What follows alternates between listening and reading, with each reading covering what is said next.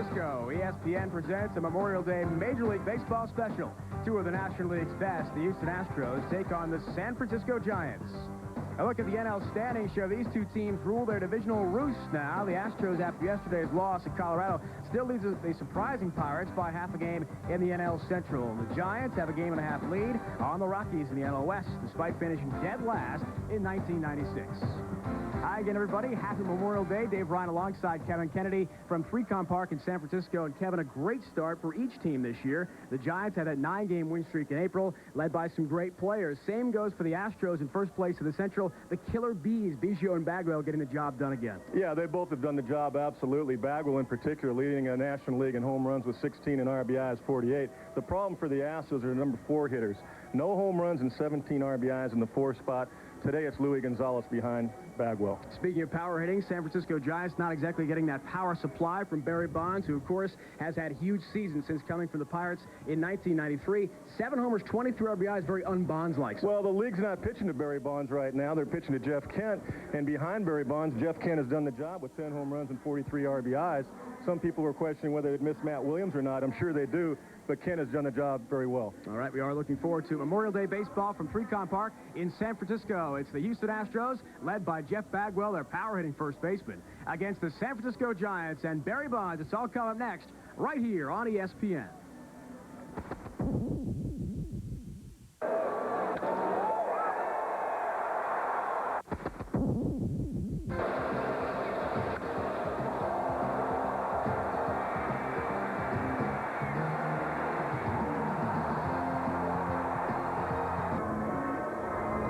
Welcome back, everyone, at Freecon Park in San Francisco. Dave Ryan alongside Kevin Kennedy.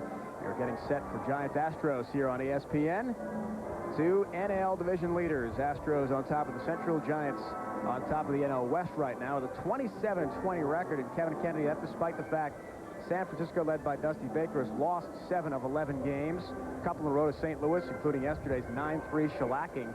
Still, though, in first place and surprising a lot of people. A lot of the prognosticators in the preseason said the Giants may lose 100 games this year. Yeah, I think after last winter, especially with the trade of Matt Williams, people were on the general manager, Brian Sabian, and Giants took a lot of heat up here. But if they asked last winter in November if they would be happy with the record right now where it stands being in first place, you got to say yes, absolutely.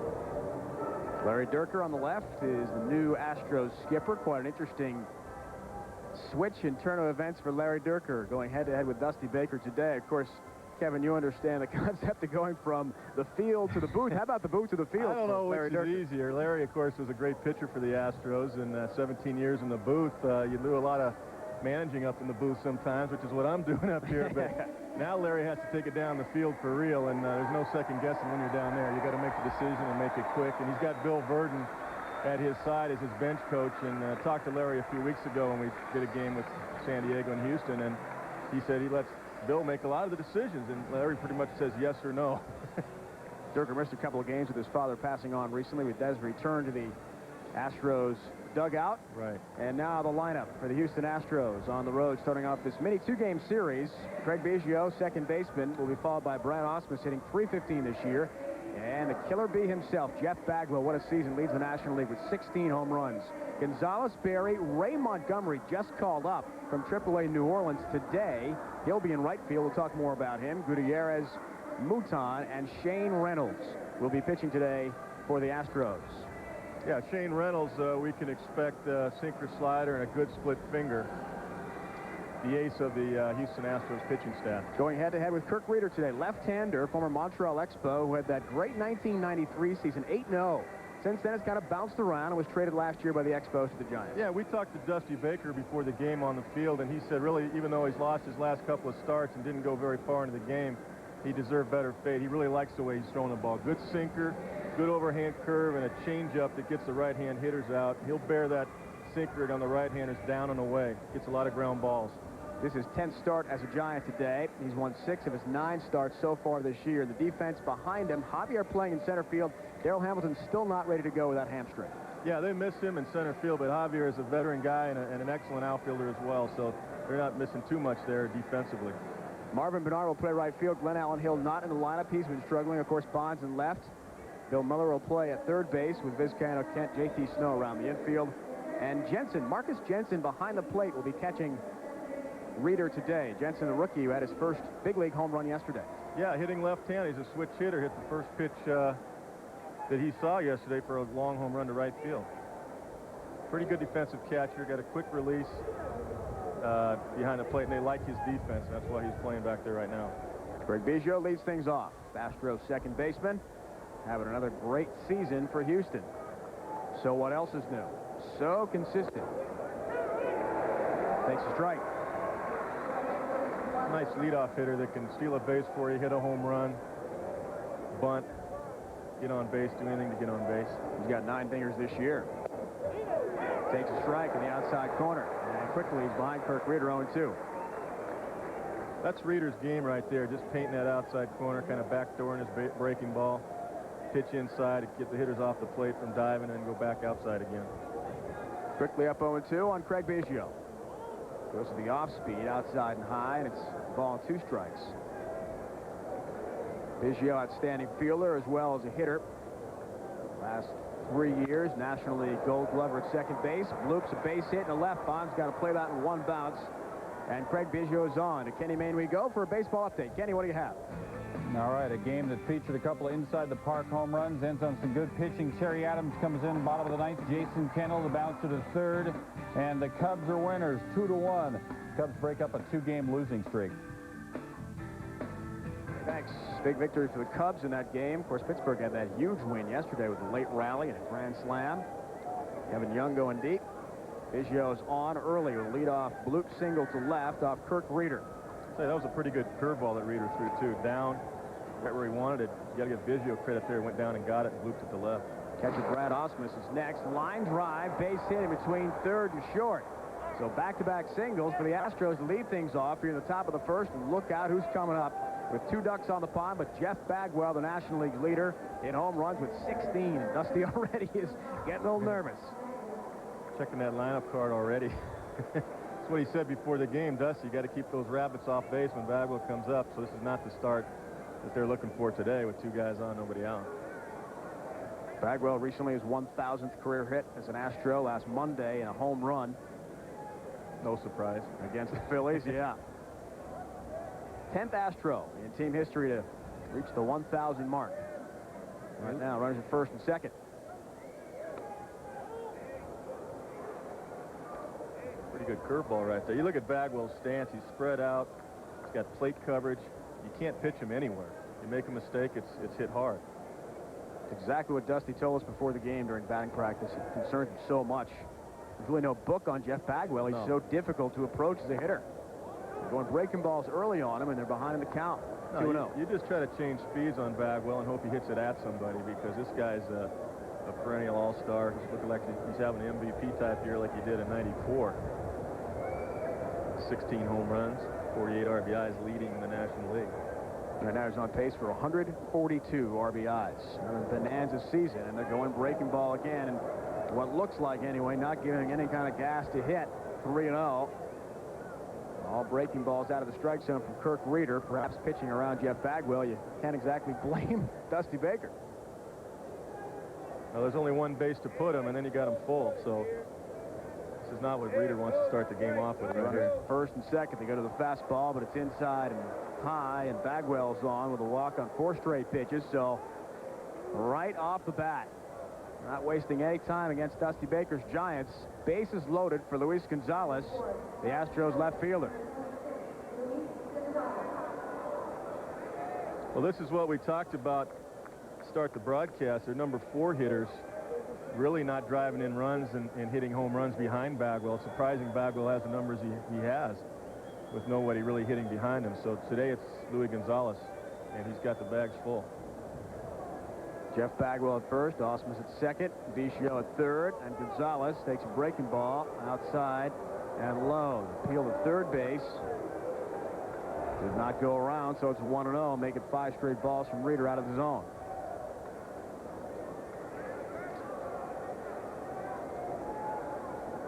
Gonzalez digs in. Pop foul. That's going to go out of play into the seats. And it's 1-1 on Luis Gonzalez. Yesterday in that wrap-up game, the series in Denver at Coors Field against the Rockies, who's 0-4. So he's hitting .257 this year, but has hit safely in 15 of his past 19 games. And in that span, 6 doubles and 13 runs knocked in. He's got 3 right now. 3 possible. Bases loaded, 1-1 count. 2-1. You may ask why Gonzalez is a left-hander hitting off a left-hand pitcher. They don't have a whole lot of choices. They got Ramos up from AAA in the outfield. Ground ball towards Snow. Plays on a short hop. Throw to Vizcaino for 1. Back to first. Reeder covering. 1 run scores. The ball gets away, and another one's going to come in as well. As Osmus crosses the plate, he and Biggio are plated here in the first inning, and Dusty Baker's team so much trouble fielding this year, and we'll talk more about that throughout the broadcast. Their error numbers are way up from last season. A miscue there on the Vizcaino throw back to first, and 2 runs are in. And that's uncharacteristic of Jose Vizcaino. He's pretty sure-handed normally and pretty accurate with his throws, and he just threw it wide of the bag. Snow makes his play, and Jose just threw it away. Really, you know, not a whole lot of pressure at second base on the shortstop right there. He should have made that throw. 15th there in the last 12 games for San Francisco. Yeah, that's definitely something that Dusty is really concerned about. Glenn Allen Hill in right field's made 5 or 6 errors. Vizcaino's made more errors than he normally does. But if you break it down position by position, they've got some good defensive players. JT Snow is as good as it gets at first base. Normally, like I said, Vizcaino is a solid shortstop. Kemp's played pretty well at second. Javier is an outstanding outfielder, and so is Hamilton. So it's a little surprising their errors are up. Greg Biggio getting things going with a bloop single to left that eventually leads to at least 2 runs here in the first. Sean Barry is up now, the team's third baseman, hitting just .192. Coming off major shoulder surgery. And his rotator cuff is pretty much torn up. Played nearly the entire '96 season with that shoulder problem and drove in 95 runs last year. Yeah, this is the guy that could, not sure who that was. Somebody's closer. Getting older and older. He lost his footing out there a little bit, but he's trying. Knocked it down. No, Barry's the guy that they're hoping can pick up the slack hitting behind Bagwell. Last year, as you mentioned, 95 RBIs, but that shoulder is still bothering him. Wow. They call these guys the ball dudes in San Francisco as Barry fouls it right back. Went for the kick save initially and then tried to regain his footing and just kind of lost it out there. At least he's laughing about it. Exactly. He's all right.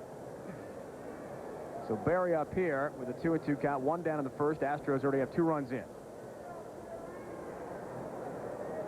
Luis Gonzalez at second base after what was fielded a fielder's choice, scored a fielder's choice at an RBI. And Barry has gone waving at a breaking ball way out of the strike zone for the second out of the first inning. Yeah, a little backdoor curveball, and it looked fat to Sean, but he couldn't reach it. It was up and away. Out of the zone. Looks good to him because the ball's up and he sees it well because it's high, but it's up and away out of the zone. He couldn't reach it. Now here comes the rookie Ray Montgomery playing right field. He was just promoted today from AAA New Orleans, the Zephyrs. Bob Abreu was put on the 15-day DL with a severely sprained right wrist. Montgomery, just off the plane, is in the lineup today in right field. Yeah, we were going to touch earlier why Gonzalez in the 4 spot, left-hander to left-hander facing Reeder, but left-handers actually hit Reeder better than right-handers because he paints that outside corner to right-handers, which is a good pitch to left-handers. It's a fastball on the outside part of the plate. 1-1 on Ray Montgomery. Left-handers a year ago hit 324 off Kurt Reeder. Right-handers 264. The reason because he throws that off speed and that changeup to the right-hand hitters and gets the ground balls. The left-handers take that changeup away from Reeder. 27 years old, Ray Montgomery went to spring training with the Astros, did make the opening day roster before his contract was eventually optioned to New Orleans on May 4th. 13 games with a .231 average before that. Breaking ball way outside and high. So you'll notice Reeder pretty much stays on the outside corner. He lives that down and away to right-handers. And Dusty Baker and his staff would like Reeder at times to pitch inside more often. He likes that with all of his pitchers. Just outside. And misses the strike zone by inches. So Montgomery earns the second walk of the inning off Kirk Reeder here in the first, and this long inning continues for the Giants. And the battery of the rookie Jensen and the veteran Kirk Reeder. Ricky Gutierrez, Astros shortstop, is next up. See what happens when Reeder stays on that outside corner. The hitters start looking out there and diving and start driving that ball, taking it away. So you got to start pitching inside, especially when you get ahead of the count. Stand the hitters up, change their eyesight. Don't let them get comfortable and start diving on you. Larry Dierker's Astros off to a good start. Runners at first and second. Chance for more with Gutierrez hitting .390. Homer 7 RBIs so far this year. Catches the inside corner. Good fastball on location from Reeder. That's what he's got to do, I think. Pitch inside a little bit more. And then go back outside. Keep the hitters honest. Second-year shortstop. He was a pinch hitter yesterday in that series finale with Colorado as he fouls that ball off. He was 0 for 1. Still with an outstanding average. He's put on the DL for the first time in his career. Spring training, was injured. Jammed his right throwing thumb and tore ligaments in the process. He was on the shelf for 8 weeks. First time in his 3-year career he'd ever been away from the game that long. Now he's down 2 strikes and waves, and a good pitch from Kirk Reeder. But the Astros break through with a couple hits and a couple runs as well. San Fran gets its first licks when we come back. Welcome back to the stick. Dave Ryan with Kevin Kennedy. Astros put up 2 in the first.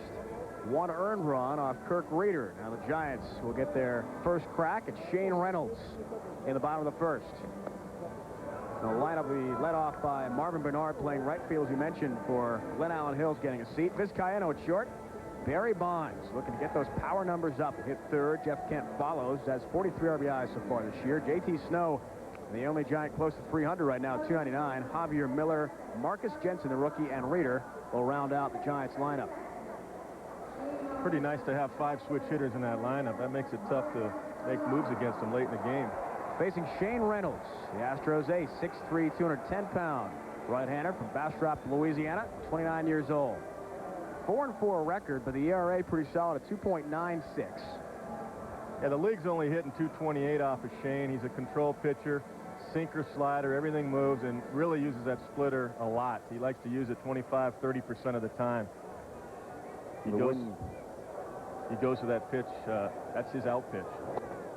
And Marvin Bernard, team's right fielder, leads things off. The wind's swirling around. Watch out for long balls against Reynolds. He has surrendered 10 dingers so far this year. Sean Berry way in at third base, looking for a possible bunt. Bernard's got a 1-1 count to lead things off in the first for San Francisco. Down by 2 early. Berry's making sure. Little flare towards center. Not well played, moves on there, and he puts it away for the first out. Off the end of the bat. Defensively for Houston today, and their manager, Larry Dierker, moves on at center. Just put away that ball a moment ago from Marvin Bernard. Gonzalez and Montgomery, the rookie, in right field. Berry, Gutierrez, Biggio, and Bagwell around the infield. The battery, Brad Osmus and Shane Reynolds.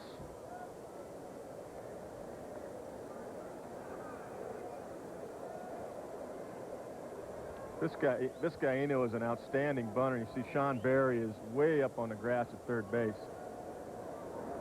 Talked to Sean before the game. He said Vizcaíno's going to have to hit it by me. He's not going to let him bunt on him. One year in the minor leagues, Vizcaíno had 46 bunt base hits. Wow. He knows how to lay it down. Slap toward left. Gonzalez first started in, then right toward the foul line in foul territory. Puts it away for the second out of the first. Another update, Kenny Mayne.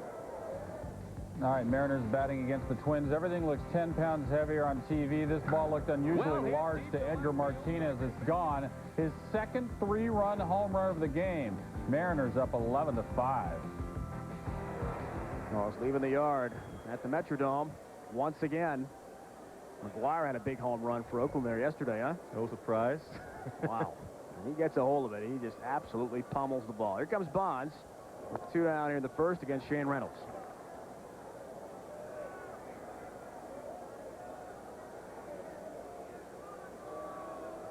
Notice yesterday St. Louis had a shift on Bonds the whole time. The shortstop was playing on the right side of second base. Houston plays Bonds straight up. But when you chart Barry Bonds, 95% of his ground balls are to the right side, so normally most teams play a big shift on him. Barry seemed to be working quite a bit on going to left field today in batting practice, and promptly rips one to right center for a base hit. First safety of the game for the Giants as he tattoos that liner into right against Shane Reynolds. So they have their first base runner with 2 down in the first.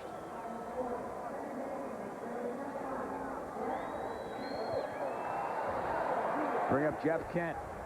10 homers, 43 RBIs, and the swing of Barry Bonds. Kevin? Good swing, good balance. Superstar. His numbers are going to be there when the season's end. He's going to have his 35 to 40 home runs. Guarantee it. Jeff Kent's done a nice job, as we talked about, hitting behind Bonds. 43 RBIs. The RBI numbers and the home run numbers, best on the team so far, which is a bit surprising from a player like Jeff Kent, normally a strong hitting middle infielder or a third baseman, but not your leader. Osmus has got that newfangled look. Charlie O'Brien of Toronto started that all off with a new mask. It was approved by baseball. What's your thought on that as a former catcher? More protection, the better. Yeah. As long as you can see out of it, apparently you can. Pop fly, short right field. Montgomery in, calls off Biggio and makes the catch for the out.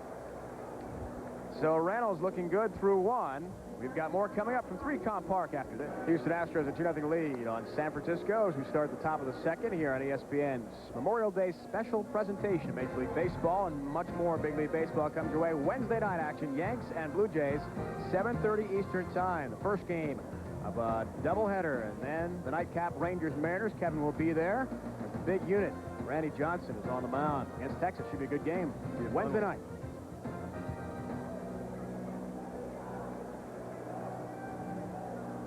Awfully difficult to face that guy. I don't know how as a hitter you prepare to face Randy Johnson. The only guy Rafael Palmeiro will not play against. Is that right?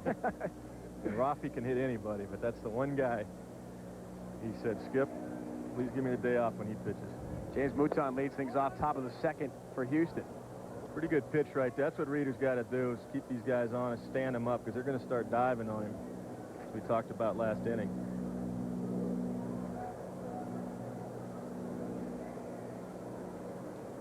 Reeder ready to go. Ryan outside. The breaking ball's not been very accurate for him early on. Yeah, actually the best one he threw was to Biggio, and he went down and got the base hit to start the inning off in the first. It's the best curveball he's thrown all day. Fly ball, well hit toward left. Bonds back. Up toward the wall, middle of the warning track, able to make the grab and left. That was a moon ball hit by Mouton. Not known for a lot of power, but he got quite a bit of that one to left. Yeah, one down. That pitch was up in the zone, up and in, and really not in enough. And he got the good part of the bat on the ball. Catcher actually wants the ball down and away, and he got the ball up. And he got extended. And on any other ballpark, that's probably out, but the wind's blowing in a little bit. Pitcher Shane Reynolds up now, and 1 down in the second. Reynolds, not a bad hitting pitcher, actually 2 career home runs for him. Reeder working quickly. It's 1-1 on Shane Reynolds. Yeah, he gets in there like he looks like he can hit. Wiggles that bat, pretty good stance, hands up. Looked pretty confident out there in batting practice. A couple of line drives to left. He did. Down 1-2 here against Kirk Reeder. Steady diet of fastballs. And Reeder's even up the count on the opposing pitcher. Foul straight back. Good quick swing right there. Yeah. Good level swing. Even when he takes a pitch, he stays back well. He's pretty balanced. Not bad. 2-2 pitch in the dirt. And it's a full count now on Shane Reynolds. Kirk Reeder with Estes, one of the two lefty starters in this team, and they don't want to have to face Biggio here in the second after he got things going with a base hit in the first, eventually leading toward 2 runs. Well, Reynolds is laying a pretty good at bat on him right here and really working up his pitch count. Had 25 pitches in the first inning, Reeder did. And normally 12 to 15 pitches an inning is a good, comfortable inning. And he's got him up pretty good right here. 6 or 7 pitches in this at bat. Nice catch by Young Fan behind home plate. 3-2. Base hit to right. So Shane Reynolds can handle a bat all right. And he's got another hit for Houston. And that's the 3rd of the game for the Astros. And we're in the top of the second. And the thing Dusty Baker did not want to see with runners on base. That's Craig Biggio, the leadoff hitter. 1 for 1 with a bloop single to left in the first. Kenny Mayne has another update. Kenny. All right, Cleveland up 2-0 on Chicago. Mike Cameron, the batter, and even with derogatory credit, you can own a brand new car. Mike Cameron, home run number 1 of the season. The game count 2-1. Now here's Frank Thomas. This meager field cannot contain my power. Home run number 10. Both of them off Oral Hershiser. 2-2 game. Big hurt with a big fly. Kenny, thanks. Biggio up here with 2 down, top of the second. And pitcher Shane Reynolds up. Pardon me, 1 down. Reynolds at first base. Biggio ready.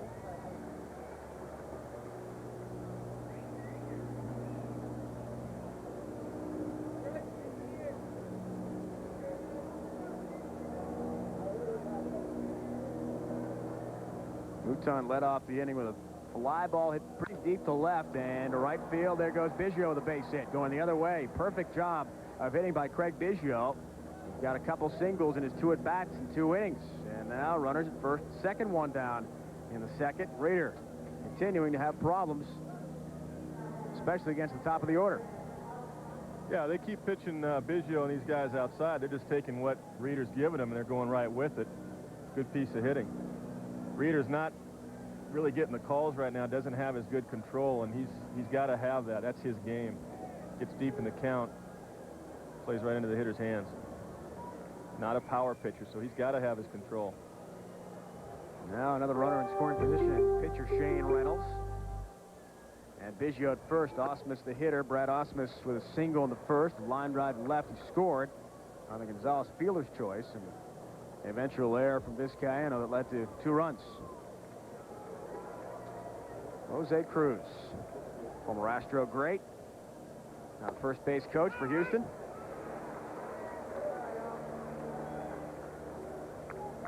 Jose is listed on a couple of the records the Astros have set in their history, but a lot already belong to the guy coming up next, Jeff Bagwell. A young player has made his presence felt in the Astro history already. Foul back by Osmus. Yeah, Bagwell's going to have them all before he's done with the Astros.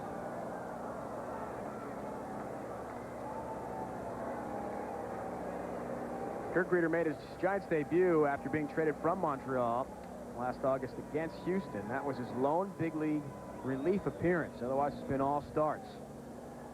Not a good start to this game, though, unfortunately for him and the Giants.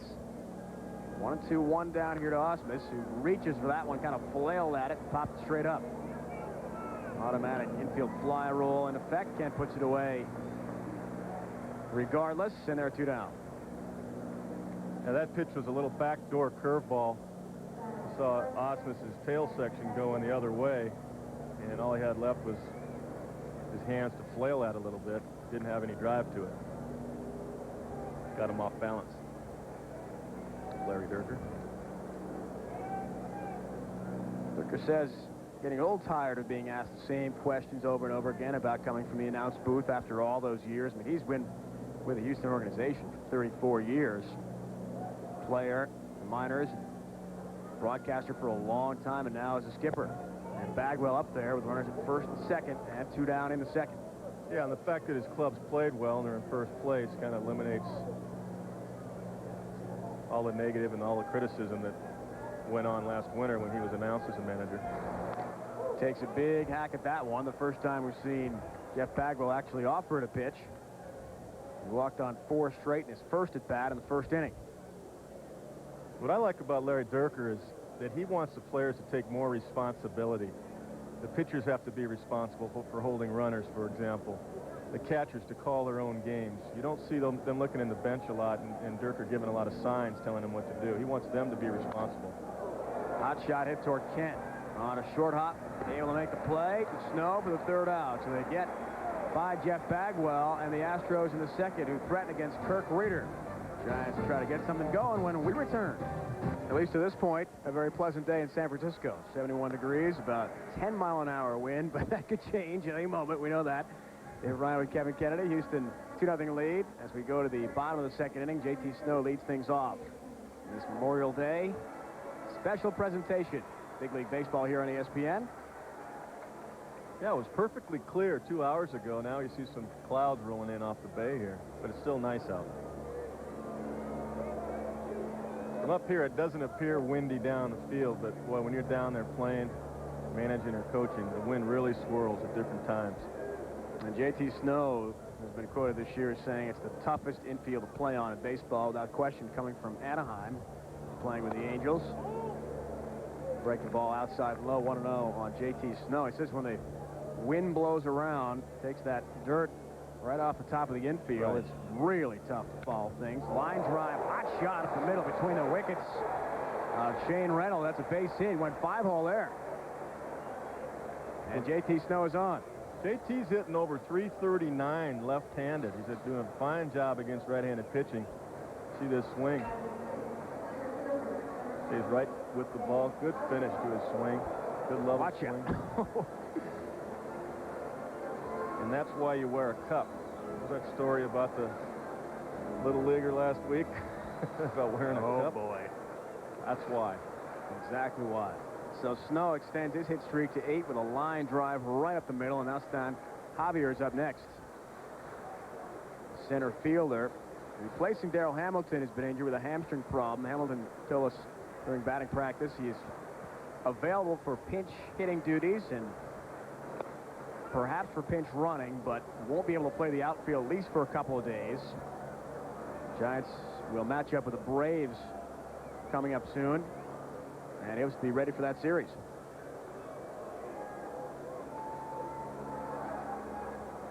Stan Javier, meanwhile, an outstanding fielding center fielder.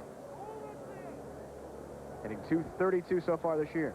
And here's another guy that's an outstanding bunter. Very good base runner. Sean Berry up in on the grass. Very similar in his bunting to Jose Vizcaíno. Stan will do it at any time. Shot toward first over the head of Bagwell, who tried to climb the ladder to make the play. Montgomery charging in from right field. They'll have to just lob that back to the infield. A base hit from Stan Javier, and Dusty Baker's Giants have things going here in the bottom of the 2nd inning. 1st and 2nd, no one out. Well, that's the benefit of having a runner at first base. Sean Berry has to hold the runner on. If he's deep and back, he probably has that ball, but has to hold the runner on. And the ball got over his head. So Stan Javier's on first base. J.T. Snow at 2nd. And Jeff Bagwell, who's just about 5'10 and a half. Not really tall for a first baseman. But as you said, playing in the bag, had little chance for the chopper hit by Javier. Now, 3rd baseman Bill Miller is up next. They're looking for the bunt, but this is not a definite bunt situation. And the reason being, you've got the catcher on deck, Jensen, and then the pitcher spot. So in the National League, you really want this guy to swing the bat right here and try to drive the run in. Because if you bunt, you have the option of pitching around Jensen, the catcher, to get to the pitcher, or walking him and setting up a double play situation. Left-handed hitting. Muller is up, ready to go. Fastball way inside and tight. And the count evens up, ball and a strike. The corners are still up, so as not to take it for granted, which you have to do that defensively. If you play back, it's not only a sacrifice, you might get a front base hit. Miller's a line drive type gap hitter, not a whole lot of power. See his open stance there, hands up high. Lays off a breaking ball outside and low. And it's 2-1. Now Miller starts that way in his stance, but when Reynolds starts his delivery, you see Miller close up and stride into the ball. So it really doesn't matter how you start. It's what you do when the ball's on the way. Got the open stance, and you'll see him close up that right leg when Shane Reynolds delivers. And runners at first and second with no one out. Top of the second, they're down by a couple. Fastball way outside and low, and he's up in the count, 3-1.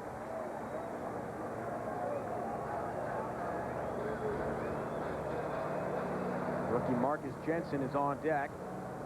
So the wheels turning with Larry Dierker. And a good chance for another very young player, Bill Mueller, to deliver here.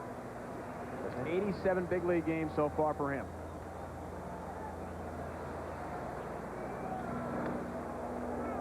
Taken all the way, and a fastball down the middle for a strike. Full count. Well, with Snow at second base, he's not a burner. Javier's a good runner at first. We'll see if Dusty Baker elects to put the runners in motion here to get something going. Miller's a contact hitter, and Shane Reynolds throws strikes, so it wouldn't surprise me. He's a sinker ball type pitcher, ground ball type pitcher, so it wouldn't surprise me at all to see Dusty put him in motion right here and try to get something going. Snow pretty conservatively at second. Runners are going, and it's outside and high, so Miller walks. No throw necessary from Osmus to third. Base on balls for Bill Miller. And the bases are full of San Francisco Giants with no one down, and the rookie Jensen coming up. Well, you saw Larry Dierker, the manager, shaking his head. That's a typical manager move right there. There's nothing you can do but watch it and shake your head. And your ace pitcher walks the number 7 hitter.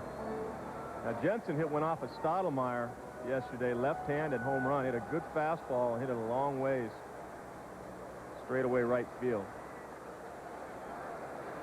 So obviously he's got a little power. Gained a lot of media attention here in the Bay Area today. He's from Oakland, so the hometown hero makes good with a big hit yesterday. Waves at that first delivery from Shane Reynolds. Good split finger right there. That's his out pitch.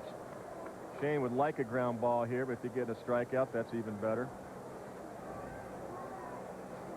You'll see him go to that sinker and the split finger right here. Try to keep the ball down. Want to minimize a big inning right here. And good pitchers usually do. They may get the bases loaded, but good pitchers like Shane Reynolds usually are able to minimize a big inning. Snow at third, Javier at second. And Miller at first, again waved on. Good pitch from Shane Reynolds. Location exactly right. Here's yesterday, the first ever home run from Marcus Jensen. Well, they must have scouted him. They saw that fastball middle in. Shane Reynolds knows that. And you see him starting him off now with 2 split fingers. And he may go all the way with it right here. Throw him one more. He's up the count now. A little bit lower. 0-2. Bread and butter pitch. We'll see if he goes to that split finger again. Base is full of Giants. Outside and a little bit high.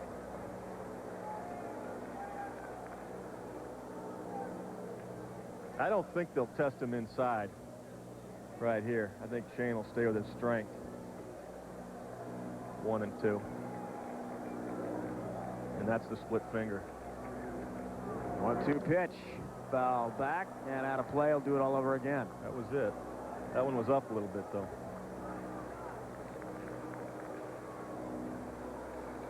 The kind of moments that'll make Larry Dierker become a much more experienced and wiser manager. Bases loaded and no one out. 40 games into the season.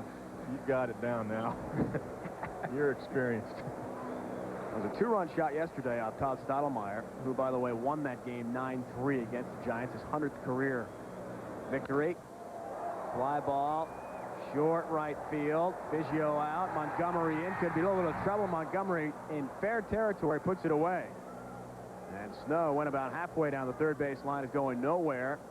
First out of the inning, Jensen does not deliver. Pretty good sequence right there. He finally did come inside one time, but at the right time, after he established a way, Reynolds comes in 1-2 with a fastball and got Jensen looking away, and he couldn't pull the trigger on it. So that's a pitch count. The situation right there dictated Reynolds to come inside. He tried to get him out with his out pitch away with a split. He popped him up foul, then decided to come inside, and Jensen was looking away, and he jammed him. Now the pitcher, Kirk Reeder, up, bases loaded, 1 down, and Sean Berry is playing in, looking for a possible safety squeeze maybe at third base. Bagwell's not holding on the runner at first, playing just inside the bag. Bill Miller there. Well, what they're saying right here is they don't want to give up a run right here with the corners in with a 2-run lead. They think if Reeder does make contact, he's just going to hit a little chopper. So they're not playing back on the corners. They're playing in. They're going to try to get the out at home plate. Reeder hitting just 111 this year, but we saw Reynolds with a base hit in his first at bat as the Astros pitcher fouled back by Kirk Reeder. Now the gamble doing that, playing in right there, the corners, they lose range. So if Reeder hits one in the hole, it's a base hit where normally it would be an out, at least one out. Because if Bagwell's back, he can make a play and throw to second. But being in right there, if he hits the ball to his right, it's going to be 2 runs. Great chance for Kirk Reeder to help himself. Base is full of Giants. 1 down in the second, 2 in already for Houston. At the top of the first, they tallied a couple on Kirk Reeder. Low and outside. I've seen Larry Durkin do this before, broadcasting some of their games, where he'll play those corners in early in the game in this very same situation. It's just a style of defense that he prefers. Dusty Baker has Marvin Bernard, top of the lineup, on deck. 2-1 count here to Reeder. Fastball way outside and low. Now Reynolds in a heap of trouble against the opposing pitcher.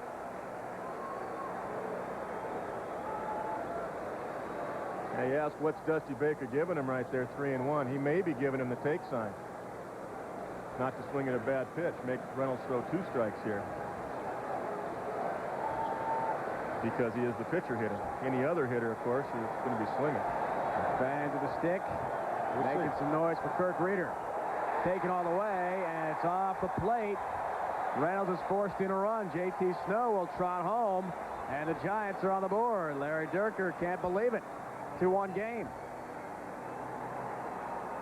Shane Reynolds had a very easy first inning. 10 pitches, 5 strikes, and he's out of there. This inning, a couple base hits, a couple of walks. He's struggling right now after a nice sequence to get Jensen out. So Kirk Reeder able to come through with an RBI walk. And that slices the Astro lead in half, 2-1. Now, they still have the corners in with 1 out, and this could create a big inning if Bernard hits one in the hole here again. Bernard 0 for 1 so far. Bloop fly out to center field, and Mouton in the first.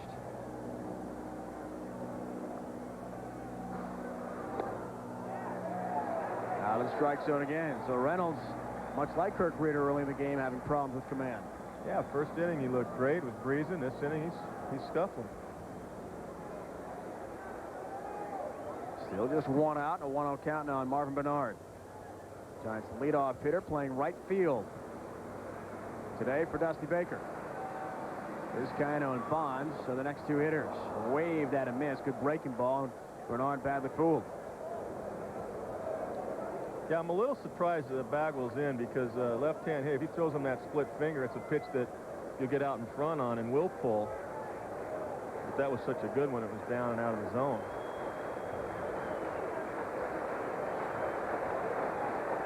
A lot of managers will play back here just to stay away from the big inning. But again, that's Durker's philosophy.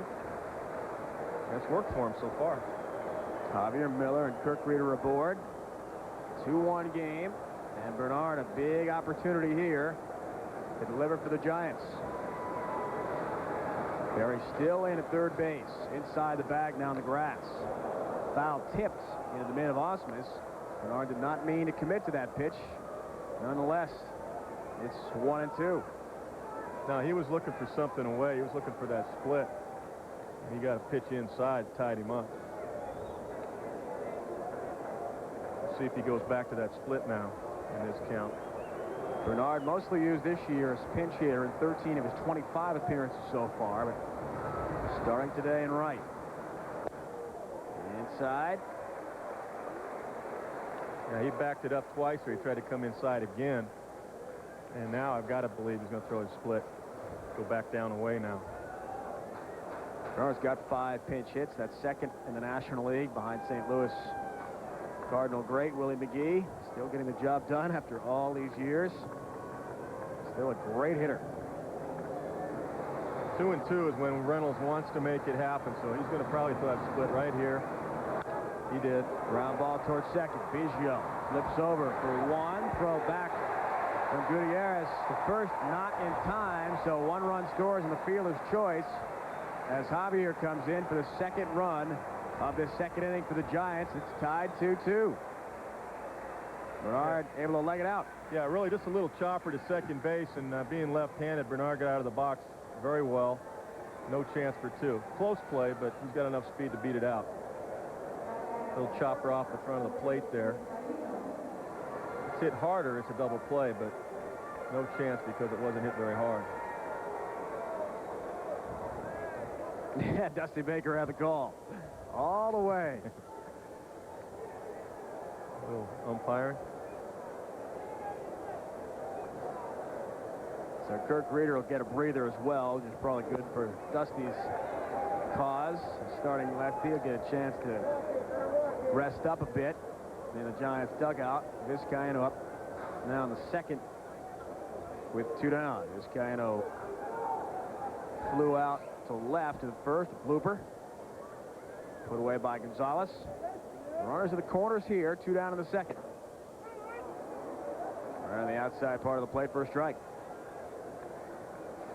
We say Reynolds is scuffling, but he's really only had 1 ball hit hard this inning. That was the ball lined by Snow back up through the middle. Yep. Other than that, Javier had a chopper and then a couple of walks. But the walks have hurt him, especially walking the pitcher. Well, the base is loaded, scoring a run. So we got a new game here in the second. Line drive toward left, base hit. Another run is in. Miller crosses the plate. Into third, Bernard, and on that play, Vizcaino scampers to second. He slides in safely, and the Giants have taken a lead with big number 25 on deck. Big hit there from Vizcaino left. Yeah, the play right there, Gonzalez in left field has to throw to second base there to keep Vizcaino at first. He threw to the lead runner, and he had no chance to get Miller going to third. So you just throw a one-hopper nicely to second base and keep him right there. It's not a sure double. He got to the ball very quickly. Vizcaino never would have went to second if Gonzalez comes up and throws to second. See, they do that even in the big leagues. Guys throw to the wrong base. Now a base hit creates 2 runs. That's what drives managers crazy. Miller got a good jump off that ball, and Gonzalez had to run enough steps to his right that Miller had it easily into third, even though the base hit was to left field in front of him. So Luis Gonzalez's only play was to throw to second. 3 runs here across the plate for the Giants in the bottom of the second. We saw Vern Rule out a moment ago speaking with Shane Reynolds, trying to calm him down, and now you got to try to forget what has happened with a couple of walks, a couple of hits, and now face one of the most feared sluggers in the history of the game, Barry Bonds. Good luck. Well, in a normal situation, you put Bonds on right here, but Kent, this is showing some respect to Jeff Kent, his 43 RBIs. And 3 grand slams this year. Absolutely. He has been murder on opposing pitchers with the bases loaded. So what we talked about earlier in the broadcast is just that. Kent's done a nice job, and the Astros know it, hitting behind Barry Bonds. There's Jeff.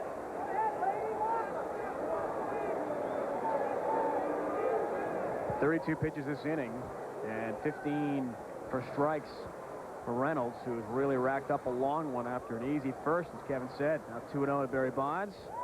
Not going to give him anything to hit. Well, right here, he's going to end up putting him on.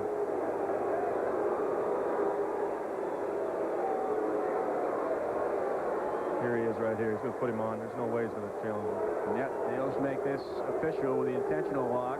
So Osmus puts the target outside of the zone, and Bonds is on with yet another base on balls. Well, Kent has a chance for a Giant record, doesn't he? Gets a grand slam here. He's got 3. Tied Willie McCovey. McCovey and Cepeda each had 3 in one season. The National League record, 1955. Ernie Banks had 5.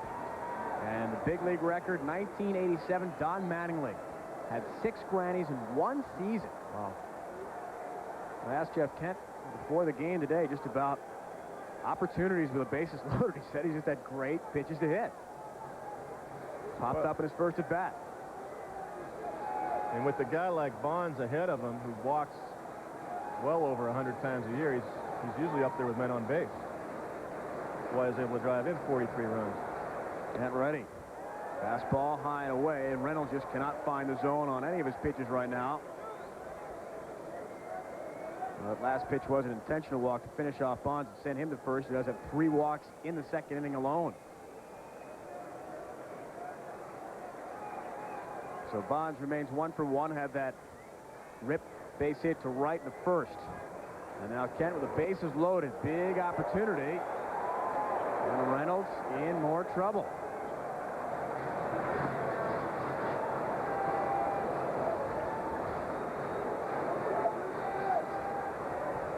What's going through Shane Reynolds' mind right now? Well, he's just trying to get out of this inning and survive. I mean, this is a huge hitter right here. This game could be broken open a little bit if Kent could drive one in the gap. And if Shane can get him out, it's still a 1-run game. Nowhere to put Jeff Kent. Hitter's pitch here. Big swing and a miss from Kent. Really open the floodgates on that rip. Bases loaded numbers outstanding this year for Jeff Kent. Fastball away, and he hit his spot even though it was up. He did get it away, and Kent couldn't reach it. Reynolds has got to come to him again at 2-1. Nowhere to put Jeff Kent. Bases loaded. The Astros have Donnie Wall up in the pen. So they're not happy with what's going on right now with Shane Reynolds. Bernard, Vizcaino, Barry Bonds.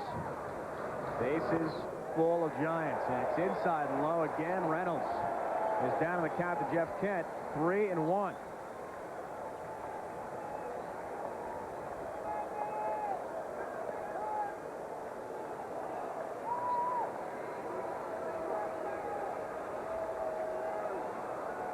Dusty Baker. That's exactly what he wants to see. He's seen it 3 times already this season. Kent with the bases full and JT Snow on deck. Another good Giant hitter.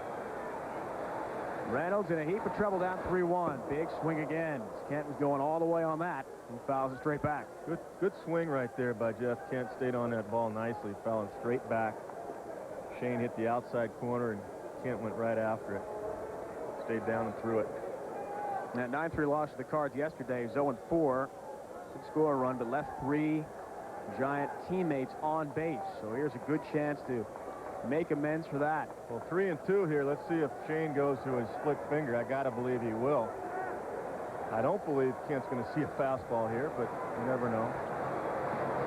He's looking split finger here. Crunch time for Shane Reynolds. Bases loaded. With 2 down. 3-2 pitch. Fouled away. Popped into the crowd out of play. He got a fastball.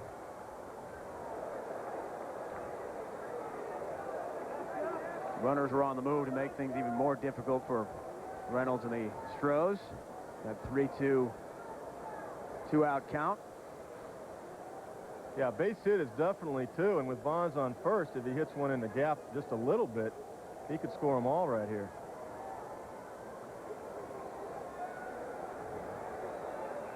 Well, he's gotten away with a couple of fastballs. I still got to believe he's going to try to get him out with that split.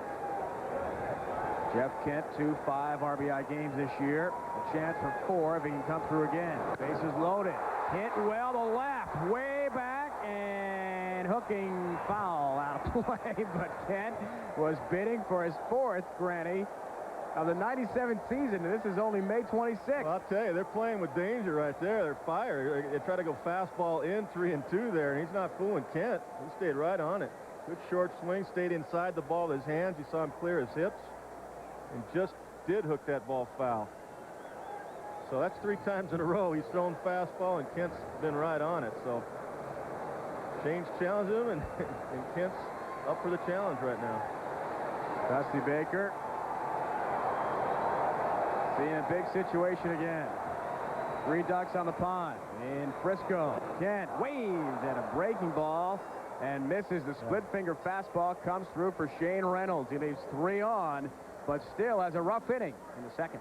All right, the Indians went pretty much nuts in the second to break open a game with the White Sox. Started this way. Marquise Grissom slaps that thing through the hole. Two guys are going to score. Manny Ramirez is one of them. Tony Fernandez is the other.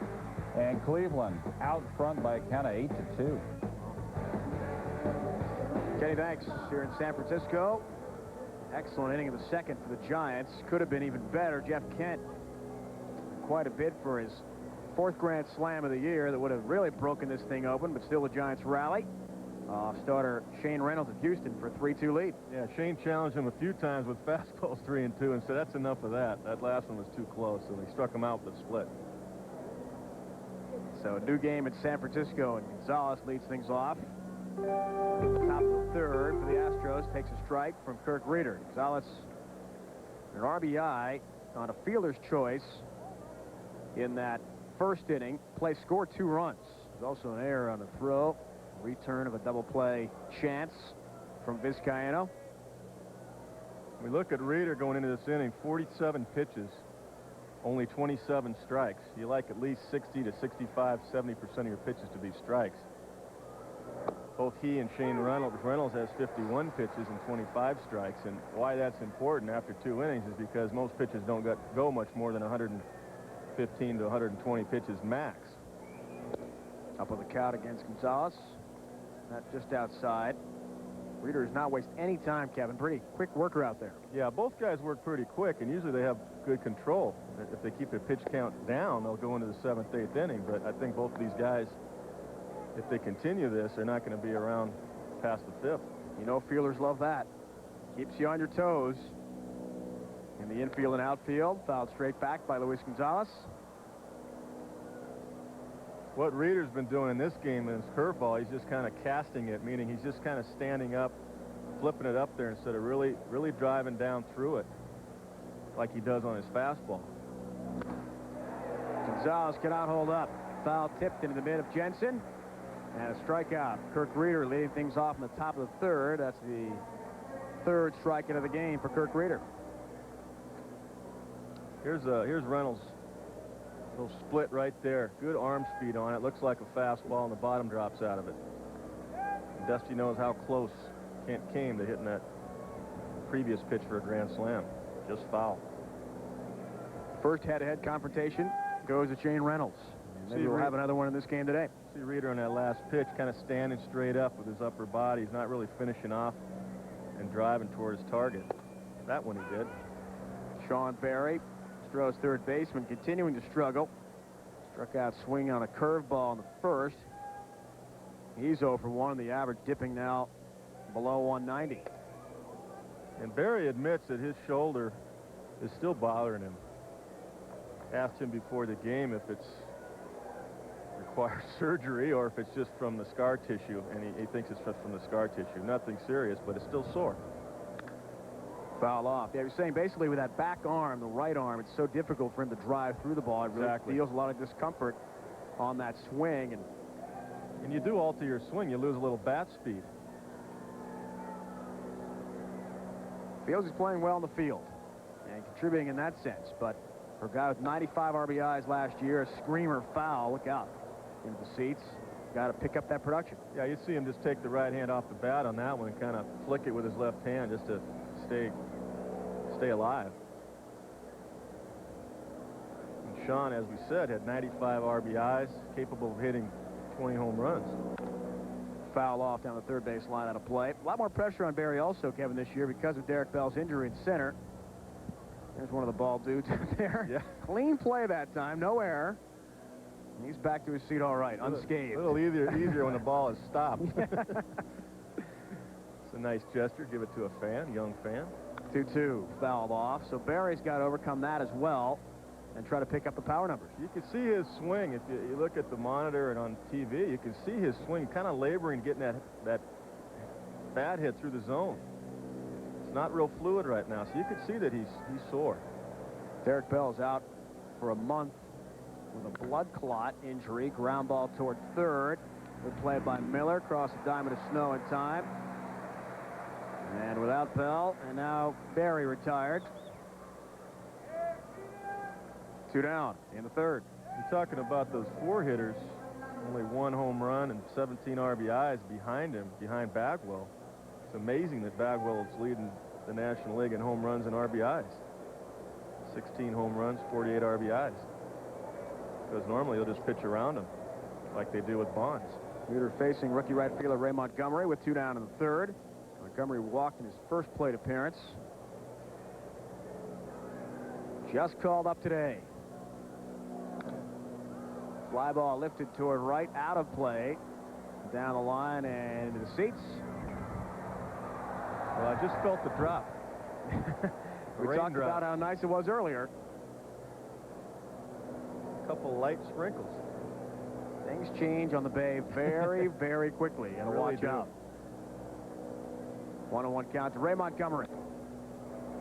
Flair foul out. Play again. It's 1-2.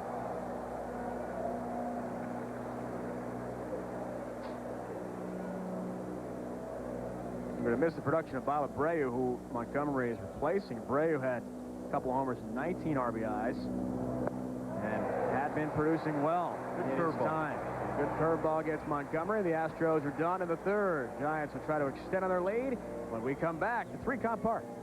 So we had to wait to the third inning, but we finally had a 1-2-3 inning. Kirk Reeder looking very strong in the top of the third, setting on the Astros easily. And now in the bottom of the third, J.T. Snow will lead things off. He got that second inning going in style for the Giants. A single up the middle, he later scored. And San Fran able to plate 3 off Astros starter Shane Reynolds in the second.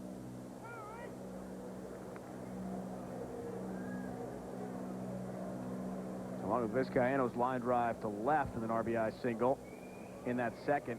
The hot shot hit by J.T. Snow was the hardest ball hit. Reynolds got himself into a heap of trouble with a base on balls. Well, the sign of a good pitcher, a guy like Shane Reynolds, is now to start putting some zeros up there, keep his team in the game. That's what the good pitchers do. They may have one bad inning, but they're usually able to make adjustments immediately and go back out there and throw strikes, keep their team in the game. And don't expect Durker to take out Shane Reynolds. We'll talk more about that throughout the broadcast as we go later in the game, but Larry Durker, pitcher who did not like to be taken out of games early by his managers when he was a hurler for the Astros in the 60s and 70s. Same thing in his style as skipper here as Snow takes a called third strike. He was crossed up and he's gone. Yeah, he was looking for an off-speed or split there, and Shane crossed him up by throwing a 1-2 fastball, changing his pattern a little bit. See fastball inside corner, just paralyze him. So it's all when you come inside.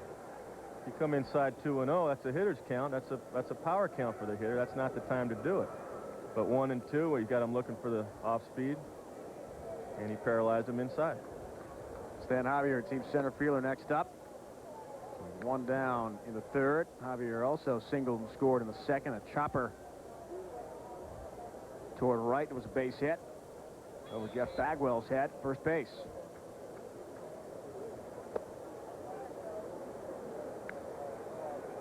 See Shane throwing a couple of breaking balls this inning.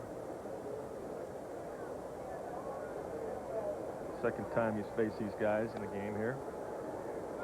And Javier's base hit in the second, now a 7-game hit streak, so he and Snow have got hit streaks now on the line after today's action.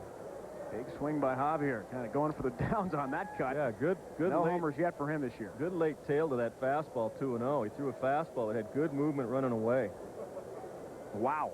Swung so hard he lost his hat. But that's the power count I was just talking about, 2-0, and Javier went for it. Now laying down a bunt, and good time to do that. Barry was even with the bag at third. He had a late charge in on it, but it's foul for even count, 2-2. Yeah, we talked earlier. Stan Javier will bunt at any time. He and Vizcaino, so you never know. Even seen him do it with 2 strikes, although I doubt he'll do it now.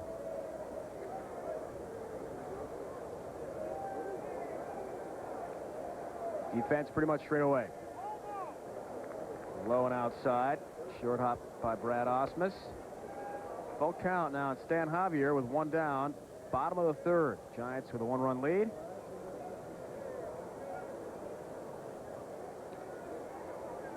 And Javier probably will at very least finish out this mini 2-game series against Houston as the team's starting center fielder. And maybe at that point Hamilton will come back in. Pops it up, foul out of play. And the payoff pitch will come all over again. Reynolds just went right after Javier right there. 3-2 fastball in. Tied him up a little bit. Do it over. Reynolds seems to be settling a little bit in this inning anyway on pitch location. All over the place in second. Especially on that Snow delivery. It struck him out. Fly ball lifted toward left. Gonzalez a little bit of trouble judging it, but able to dart in and make the easy catch for the second out. Well, after throwing the 3-2 fastball in on Javier, he goes back with the fastball, this time away. A little tail to it again. Good location, good movement on the pitch, and just a little fly ball to left. Third baseman Bill Miller up next. He walked on a 3-2 pitch and also scored in that second. So Snow, Javier, and Miller all scoring in the second frame. One of the RBIs coming from pitcher Kirk Reeder with a bases loaded walk.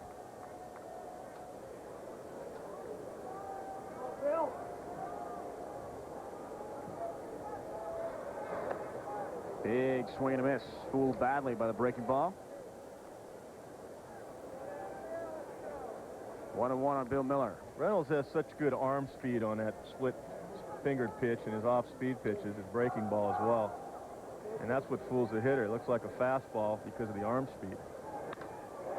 Line drive toward left in front of Gonzalez for a base hit. So Bill Miller goes the other way. Good piece of hitting from another young player on this Giants roster in this game today. His first hit of the game, he's 1 for 1. Yeah, Shane gets him looking bad on a split finger and then throws a fastball just up out over the plate. He wanted to get it down like the one he threw to Javier, but he got it up. When the ball's up, the hitter sees it and can get the bat to it very easily. So Miller in his 88 big league games now has hit safely in 56 of those. Not bad. Pretty good start. Catcher Marcus Jensen up next. Popped out down the right field line of Montgomery with the bases loaded in the second. Had that wicked line drive. Two-run tater off Stottlemyre yesterday to right. That was a shot.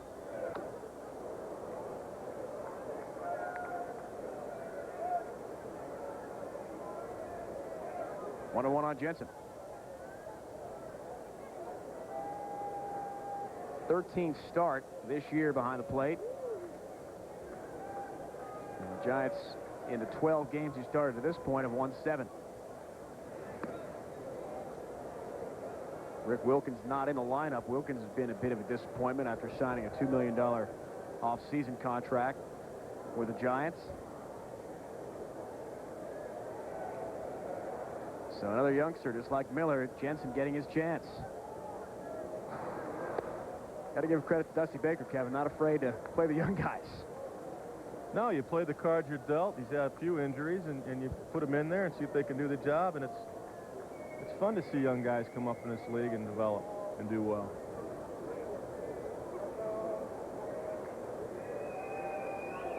Get your first major league hit or home run. 2-1 count here to Jensen with a runner at first. 2 down. And again, Reynolds losing a bit of command on the fastball, which has not been consistent overall in his 2 2/3. Yeah, we've seen Shane a lot sharper, obviously, than what we've seen today. Going into this inning, after 2 innings, he had 51 pitches. It's well over 60 now. And this is a guy you'd like to get, so the pitcher leads off next inning. Catches the outside corner with that hitter. And the count now full on Marcus Jensen. So we'll see Miller off to the races with 2 down, bottom of the 3rd. Yeah, Shane Reynolds, 70 pitches.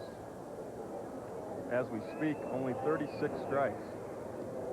And he really is known for much better command. Miller going in the dirt. Osmus just able to short hop that one, and another walk from starting pitcher Shane Reynolds. Jensen is on first base. Now runners at first and second with 2 down.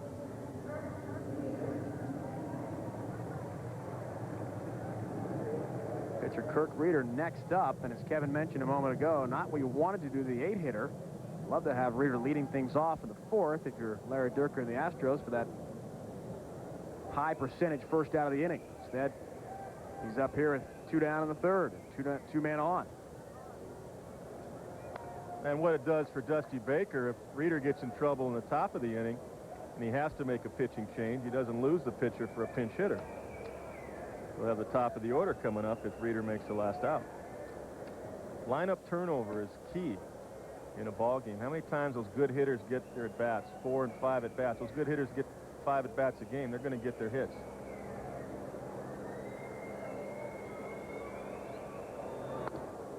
Tight to Kirk Reeder. 1-1. His last time up. Earned himself an RBI. Something as loaded walk. Excuse me. Something as a manager you talk about during a ball game is lineup turnover, what I just mentioned. Little walk here and there can be key because in the 8th and 9th inning, you got those big guys coming up for just one more turn. Blair toward left. Gonzalez charging in. A late try at that one and able to make the sliding catch on his knees for the 3rd out of the inning. So Reeder bidding for a base hit. And Rennan was able to put down the Giants. Not easily, though, in the 3rd. Memorial Day spirit at 3Com Park in San Francisco. Welcome back to special Memorial Day presentation of Major League Baseball here on ESPN. Dave Ryan with Kevin Kennedy. 3-2 Giants have the lead on the Houston Astros. Shane Reynolds in that last inning, very inconsistent. Certain at-bats look very strong, and then moments later, a different pitcher out there. Yeah, he's just inconsistent. You said the word. One hitter, he looks pretty good. He's finishing his pitches well. Good arm speed on the split. And then the next hitter, he's not. He just loses the zone.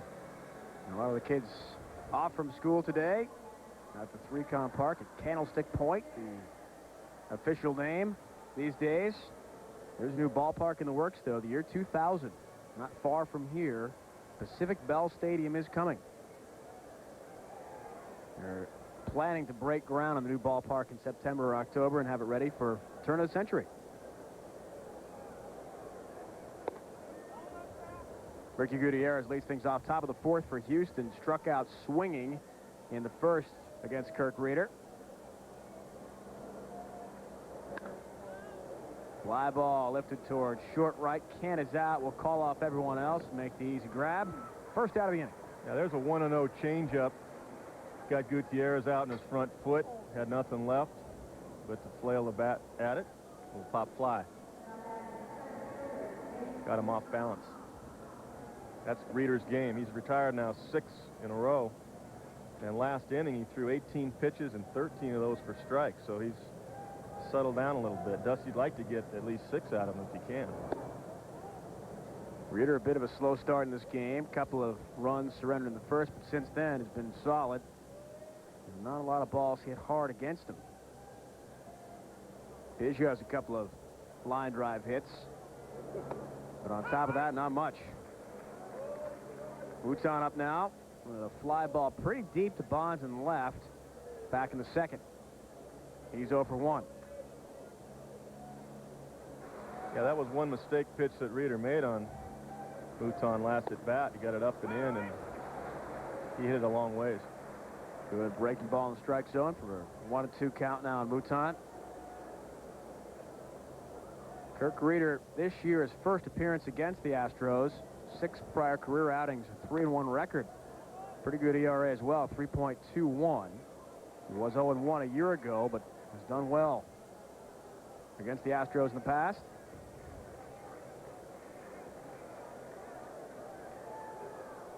Good 1-2 pitch right there. Reeder came inside, tied Mouton up a little bit. See now if he tries to backdoor a little breaking ball. Indeed he did. Good call, Skip. Well, that was coming. I was a catcher. You predict these things. 2-2. Couldn't hit it, though. I knew it was coming, but I still couldn't hit it. Mouton throws the bat at it and can get a whole lot of nothing. The bat goes further than anything else, and he waves at strike 3, so he's gone. Here's Reeder hitting that fly ball. Luis Gonzalez is playing shallow and still has to come in and make a diving play on his knees. Made a nice play. They had him defensed right. They're playing him over to left and shallow, but that ball was dying as the wind is blowing in a little bit. And a big play by Gonzalez. That goes by him. 2 runs are in for sure. And this is a 5-2 game instead of 3-2 where we stand. Top of the 4th, Reynolds trying to help his cause. Down 0-1. Pitcher against pitcher. Shane had a base hit. Last at bat went full count on Reeder and swung the bat pretty well. Good cut there on 1-1. He's looking for a long one. He sure was. Home run swing for Shane Reynolds. Fouled straight back.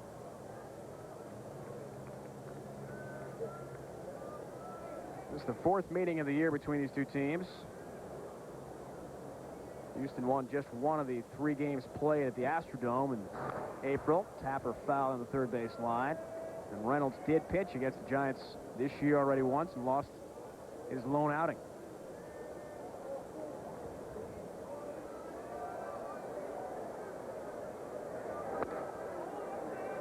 Just off the mark. And a count 2-2.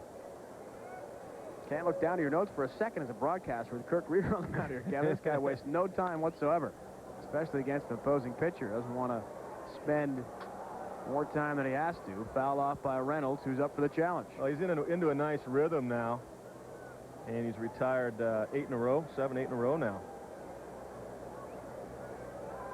Swung on and missed. Another one set down by Kirk Reeder, who is on a roll. Reynolds goes down swinging. We are in the middle of inning number 4. Giants coming up. All right, a couple of them for you here. St. Louis up 7-6 in the 8th, looking for more. Ron Gant kicked this thing way back. Ellis Burks, well, it wasn't that far back, was it? Ellis Burks diving in, makes the catch, and it's still 7-6. Now to the Mariners, the Twins. Jay Buhner hit 1 home run earlier. Well hit. And with that, you get egg roll. 2 home runs for Buhner, 2 home runs for Edgar Martinez. The Mariners are beating them up. Okay, thanks. Ball flying out of the yard under the Teflon roof in the Twin Cities today. Wow. A couple dingers each for Buhner and Edgar Martinez. Here's a 3-2 Giants lead. And leadoff hitter Marvin Bernard leads things off, bottom of the 4th. Sean Berry way in at 3rd base, thinking bunt.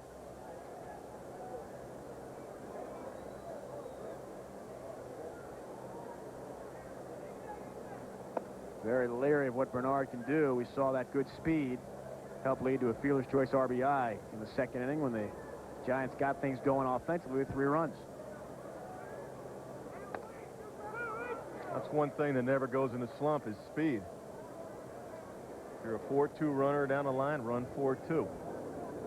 Hitting, fielding, pitching can go to slump. Or speed, probably not. Pitch to Bernard. Foul straight back. 2-2 on him. This is 6th start of the year for Bernard. He's led off each time in the Giants lineup. Now 5 times. 4 in center and 2 in right. You see Bernard's hitting style. He likes his hands up at the top of his zone. 3-2 count again. Swing down on the ball. All right, fouled off. Has had plenty of those so far. 2 walks, a strikeout, and a flyout on his 3-2 counts. One big strikeout came against Jeff Kent with the bases loaded.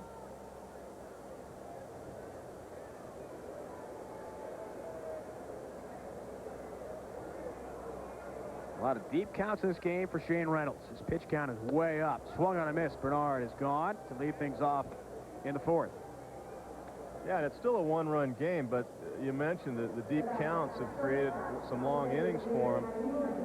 And he's up close to 80 pitches now already, and the reason that's important is because most managers won't let him go past 115 or 20 max, like I said earlier. So you're looking maybe at 5-6 innings out of Shane, and you're probably going to see both bullpens today. Vizcaino up now with 1 down in the 4th. Right back toward us. 1 strike on Jose.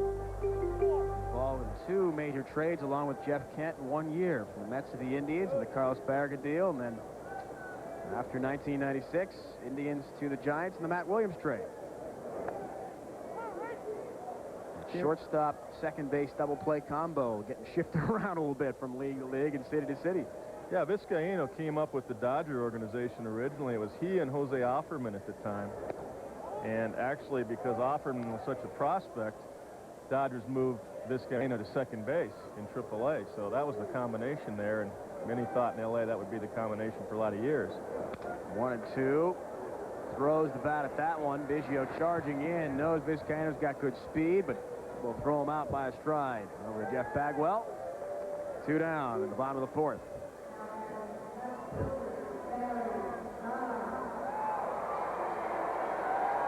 Barry Bonds up next. And the pitch count, there's a breakdown so far. 84 total. 84 total, 45 strikes.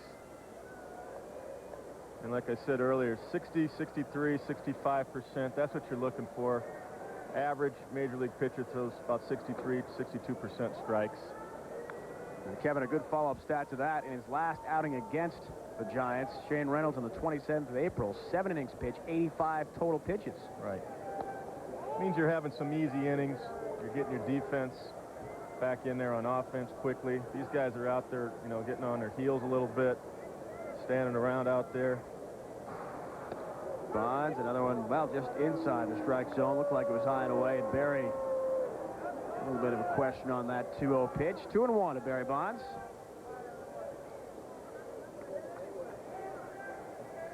Pretty good movement going away. That's his two-seam fastball that he throws on the outside corner to the left-handers. Ground a tap foul. So Bonds now 2-2. Ripped the base hit to right. His first at bat was intentionally walked. His second AB of this game, so 1 for 1 so far. 2-2 pitch from Reynolds, 2 down. Foul right back. We'll do it all over again.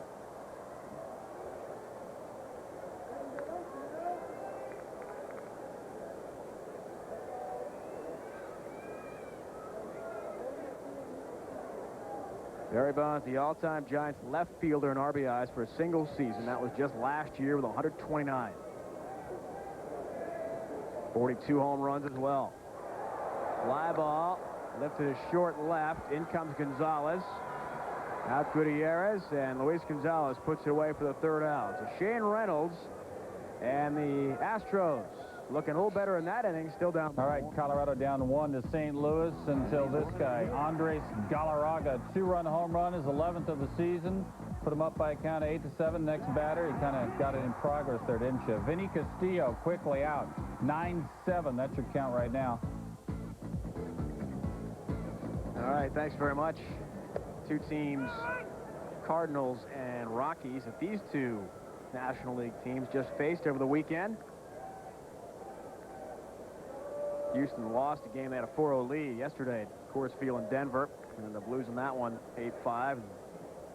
Giants had it tied up with St. Louis at 2 and then got bombed 9-3. Biggio leads things off, top of the 5th, just as Bernard led off from his number 1 spot, Dusty Baker's lineup in the 4th against Shane Reynolds. Biggio 2 for 2 so far. Loop single left to start off the 1st and scored a run. And then a line drive to right. This one is going to be a gapper. Bonds will not have a play right off the gap side. Short hops it, and Craig Biggio. What a start to this game for him. 3 at-bats, 3 hits. He's got a leadoff double, top of the 5th. It was a true gapper, wasn't it? Yeah, exactly. That gap sign. I was hoping he'd hit that. You wanted to say that, didn't you? Well, Biggio was the last guy to get on. Here's a little breaking ball on the outer part of the plate. Biggio just stays on it nicely. He stayed on 2 breaking balls today from Reeder and has 3 hits in all now. Kirk Reeder had retired 8 straight. Houston Astros, now Brad Osmus jumped around organizations. Detroit Tigers. And now ended up in Houston for this 97 season. 315 hitter coming in. And he runs well for a catcher. I say for a catcher because most catchers don't. Usually after the wear and tear, your knees kind of break down. But he steals bases. He's stolen 7 out of 8, and he's hitting in the 2 spot for that reason. He handles the bat pretty well, goes the other way. Popped out to Jeff Kent, his 2nd at bat in the 2nd inning, so he's 1 for 2 in this game today. And the infield on that first delivery from Reeder, possibly looking for a bunt. Miller was in. He's now even with a bag at third. Osmus offered at it and took the bat back, but it's a called strike. And he's now down to the count 0-2. Well, now he's just got to try to put the ball in play. Ideally, if he had the count in his favor, he's going to try to hit it to the right side. But now 0-2. He doesn't have that luxury. He's just got to try to make good, hard contact. So Reeder has Miller playing well back now beyond the bag at third. The threat of a bunt. Unless Osmus wants to bid for it with 2 strikes, take a big chance. Very little possibility of that happening. He can drive the run in here, too. Sure could. High and away, 1-2 on Brad Osmus.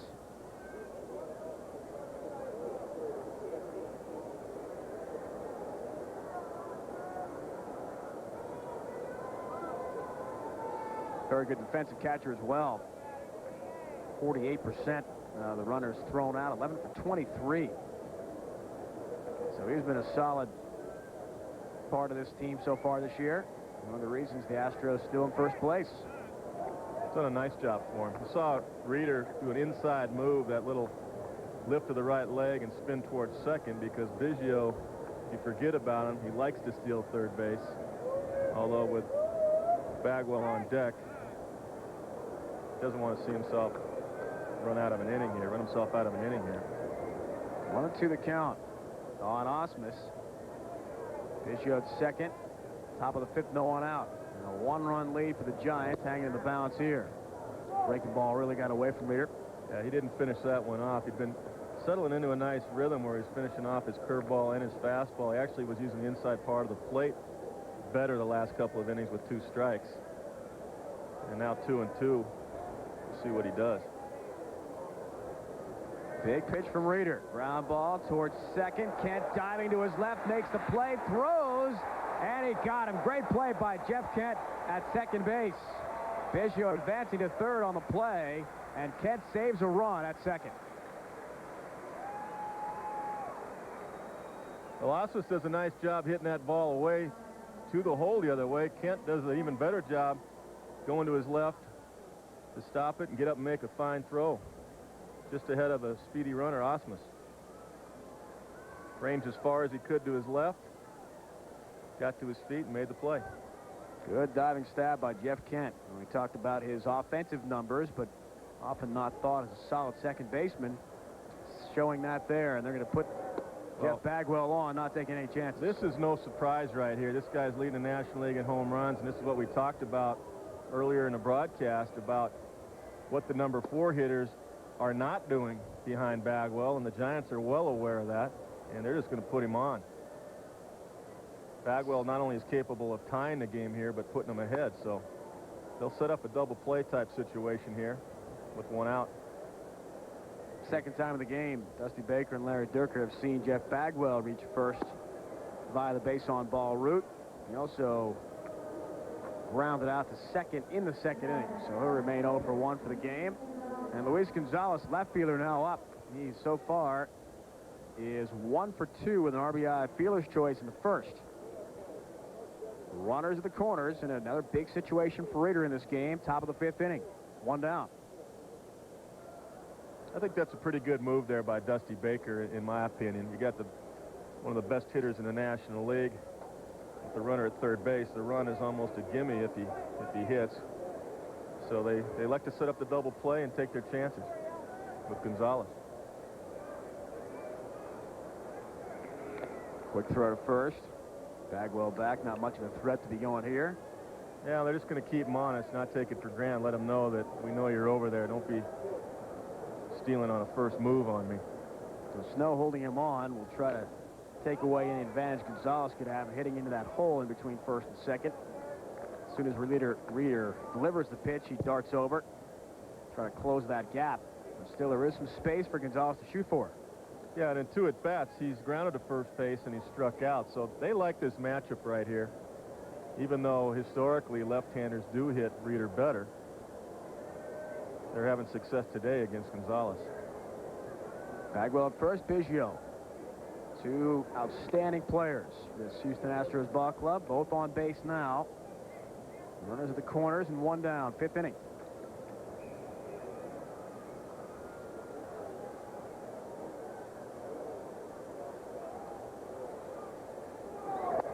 fires just outside and low on a fastball, so count evens up at a ball and a strike.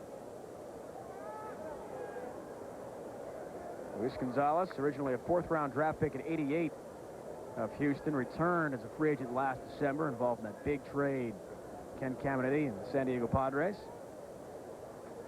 Blockbuster deal. Breaking ball way outside. Good play by Jensen to keep in front of him. Yeah, he's a pretty good defensive catcher. We watch him between innings throw the ball down there with good velocity, good quickness, and runner at third base here. He blocks that breaking ball, keeps it in front. No one can advance. Gonzalez coming in, hitting safely in 15 of his past 19. Would love to make it 16 here with a tying run just 90 feet away. Ground ball towards second. Kent ranging to his left, throws to Vizcaino for 1. And that is all they'll get. Well, they got the ground ball, but it was too far to Kent's left to turn 2. They do get the lead runner at second on the force, meaning the runner at first base. And, of course, the runner at third scores easily. But I think they'll take that trade-off in this situation. So Biggio in, second time in this game. Gonzalez has an RBI and a fielder's choice. And this game is all tied up 3-3 in the 5th. Biggio's having a heck of a game. 3 for 3, 2 singles, a double, and 2 runs scored. Sean Berry, Astros struggling third baseman, now up with 2 down in the 5th. And another chance to deliver for him. 0 for 5 yesterday. The average dipping now to the 190 level.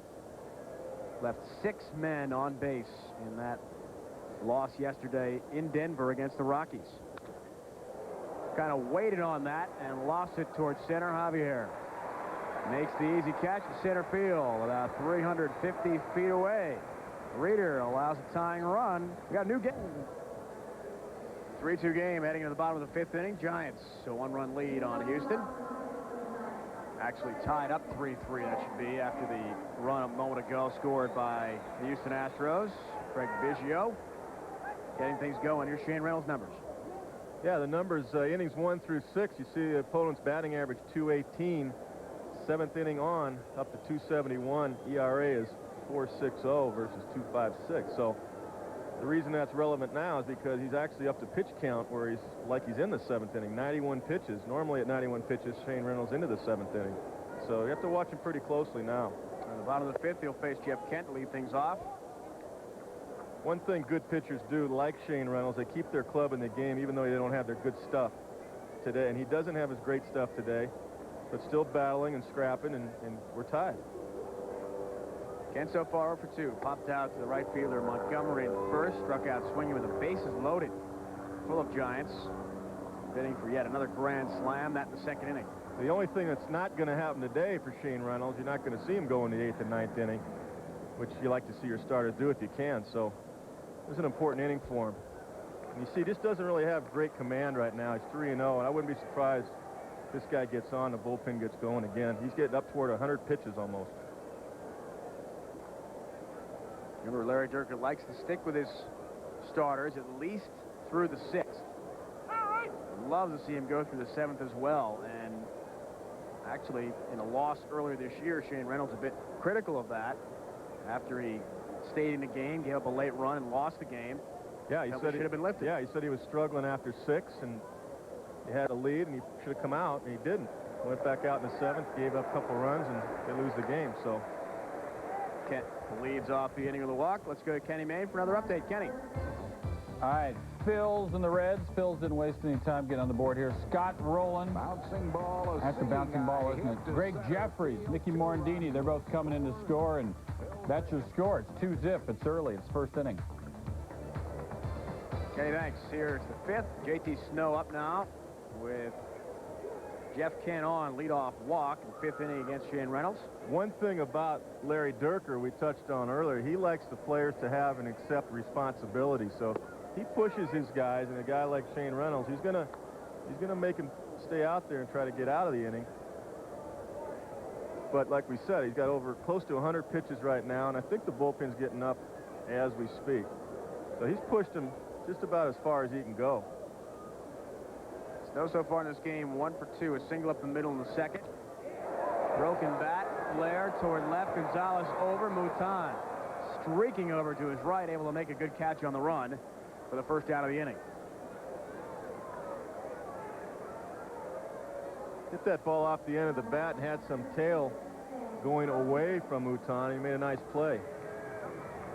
Catch up with that ball. That's Martin, the left-hander.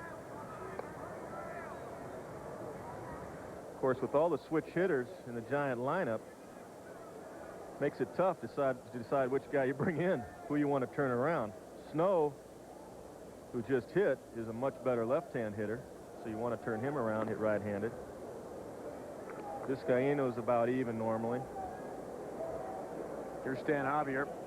He's also 1 for 2 with a chopped single, scored a run in the second, and flew out to left fielder Gonzalez. Bat in the third, 1 for 2. Dusty had Kent going there, try to get a little action, put a runner in scoring position. See, Javier is a 240 hitter this year, right-handed, left-handed 228. Miller, right-handed 308, left-handed 247. So these are things that managers look at on the bench in deciding who they want to hit the other way. Snow, right-handed, hitting 179, 339 left-handed. Ground ball up the middle. Good play by Reynolds on one hop. Gutierrez flips over to first in time for the double play. Well executed and started by Shane Reynolds, who's starting to settle down. We're all tied up. We'll go back to San Francisco. 3-3 game. Dave Ryan with Kevin Kennedy. And Montgomery leads things off in the top of the 6th inning against Kirk Reeder, whose numbers, Kevin, very solid so far. Yeah, he's settled down pretty nicely. 98 pitches, 59 strikes. After that first inning, he's only given up 1 run. Montgomery takes a strike so far. He's 0 for 1. Struck out swinging in the third and walked in the first. Of course, Reeder's due to hit third in the bottom of the 6th inning, so we'll see what happens this inning. It's an important inning for him to get through it and put a 0 up there. Dusty doesn't want to have to make a change this inning and then pinch hit for the relief pitcher. Montgomery thought about it, does not bid, and it's inside low. Count 3-1. Reeder again, very quick pace on the mound.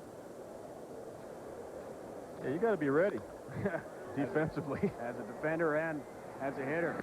Easy play for Jeff Kent. Throws to J.T. Snow, and that'll do it for Montgomery. He's over 2.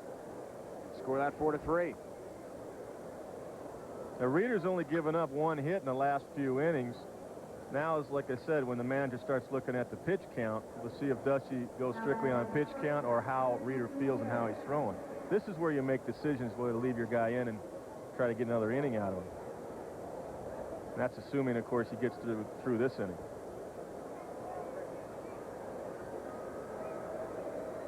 Sporting News Rookie of the Year in 1993 in the National League, Kirk Reeder. He was traded right at the trading deadline by Montreal to the Giants with Tim Scott, who ended up in San Diego, for Mark Leiter.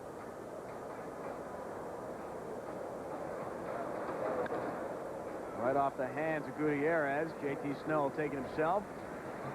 An easy play for Snow at first, and Ricky Gutierrez retired, 2 down. Top of the 6th. One other reason why Dusty Baker may let him go another inning, depending on what happens in the bottom half of the inning as far as the first couple of hitters go, is that he's used his bullpen up the last couple of days, giving up 9 runs. They lost twice now, 9-3. Yesterday, of course, to St. Louis, and the day before. So he used everybody but Beck, I believe, yesterday. James Mouton up now, 2 down. In the top of the 6th, a 3-3 game. Astros able to rally and tie it. Top of the 5th, Biggio led off with a double and eventually scored on Gonzalez' second ground ball, fielder's choice RBI of the game today. Just outside, Mouton offering, but able to check a swing in time. See, if Reeder's feeling good, you let him go back out. You let him pitch the 7th. Kind of go hitter to hitter from the 7th inning on. Sweeping curveballs out of the strike zone for 2-1. Reeder, in his last couple of outings, not been very solid. In fact, just 7 total innings in the last 2 games he's pitched. 14 hits, 11 runs in the 7 innings out there. 12.86 ERA in those 2 games, so he's definitely settled down from that perspective and breaking that little slump. Yeah, on May 10th, he had a 137 pitch outing. And after that's when he struggled. So that is something to look at. And cannot hold up that one, says Charlie Rutherford, our home plate umpire. Count full. Sometimes managers are at the mercy of how their guys are doing, though. Sometimes you got to let guys go out there and stretch them out a little bit if you have used your bullpen up. You don't always have the luxury. Wow, watch it. Of going strictly on pitch count. Loses the lumber. Luckily, there's a protective fence put up right in front of the field photographer's booth, just to the left of the Astros dugout. Gotta be careful there. Well, actually, you can ask Pat Listach about being careful. The Astros infielder, that's not him, but had a fracture of his finger in New York trying to protect his face from a foul ball in the dugout, and has missed a lot of action because of it. Yeah, it gave Gutierrez a chance to step in there and kind of win the job right now, shortstop. Montan is on for the first time in this game. He was over 2 with a fly out to deep left and struck out swinging before this at bat in the 3rd. And the pitcher Shane Reynolds up again for the 3rd time in the game. Well, we saw Reeder do exactly what Reynolds did last time. Gets the 2 hitters out, then the 8 hitter he walks to get the pitcher up there. Of course, that's good for Larry Dierker because Reynolds makes the last out. He's got the leadoff man, Biggio, starting the 7th. Foul tip by Reynolds. One strike to count on the pitcher. You know, Reynolds may be as good as any pinch hitter they have on that bench right now. That's right no disrespect to the guys on the bench, but he looks pretty comfortable up there swinging the bat.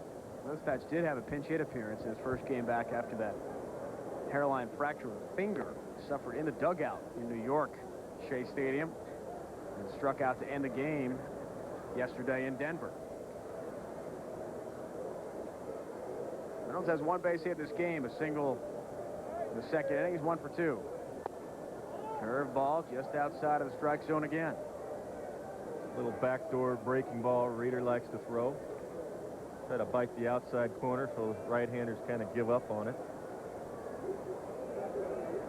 Now he's coming in. See the catcher sit up inside early like that. It's probably a fastball. You want to be careful as a catcher not to set up too soon and give away location. Quick throw to first by Reeder. Good pickoff move and nearly gets his man. Got a young catcher back there. That's something that you want to learn. Not to set up too soon. Good hitters will read that. Montan not going on that pitch. It's right down the middle on Reynolds. Ball and 2 strikes.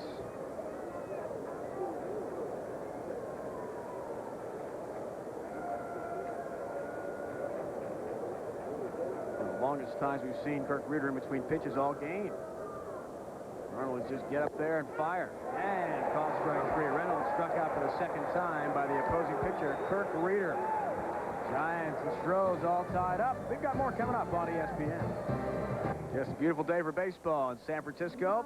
And here on ESPN, a 3-3 game. Astros and Giants heading into the bottom of the 6th inning. Miller, Jensen, and Reeder's spot in this inning. And Kevin, we could see a pinch hitter if things go well for the Giants. Yeah, they get a couple of guys on. You see Dusty go for the inning right here. And as we speak, they got the bullpen up right now. So even if nobody's on, he may be pinch hitting right here. Third baseman Bill Miller so far is 1 for 1, walked in a 3-2 pitch in the 2nd against Reynolds. Starts him off with a breaking ball low out of the strike zone and single to left in the 3rd.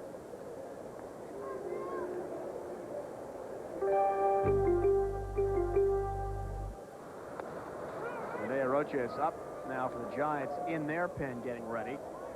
He's just promoted recently from Phoenix AAA, the Pacific Coast League, and really has struggled, been lit up in his 2 appearances. So should Miller or perhaps even Jensen get on base in the bottom of the 6th inning, we could see Rene Arocha, and there he is getting warm.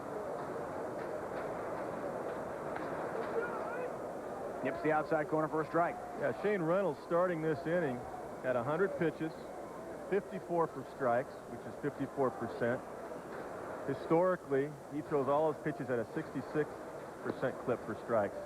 Just a little contrast here. You can compare how he's struggling today, yet with his pitches and good movement, he still keeps his ball club in the game.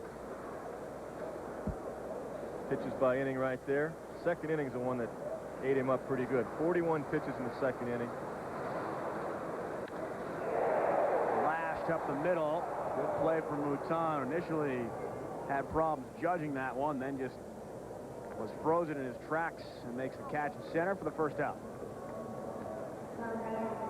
Reynolds, last year, on all the pitches he threw, when he was behind the count, 1-0, 2-0, 3-1, 75% of the time, he's able to throw a strike, and that's a very high number. That's outstanding. What that also means is it's a good time to put a hit and run on when he's behind the count, because he's going to be around the plate.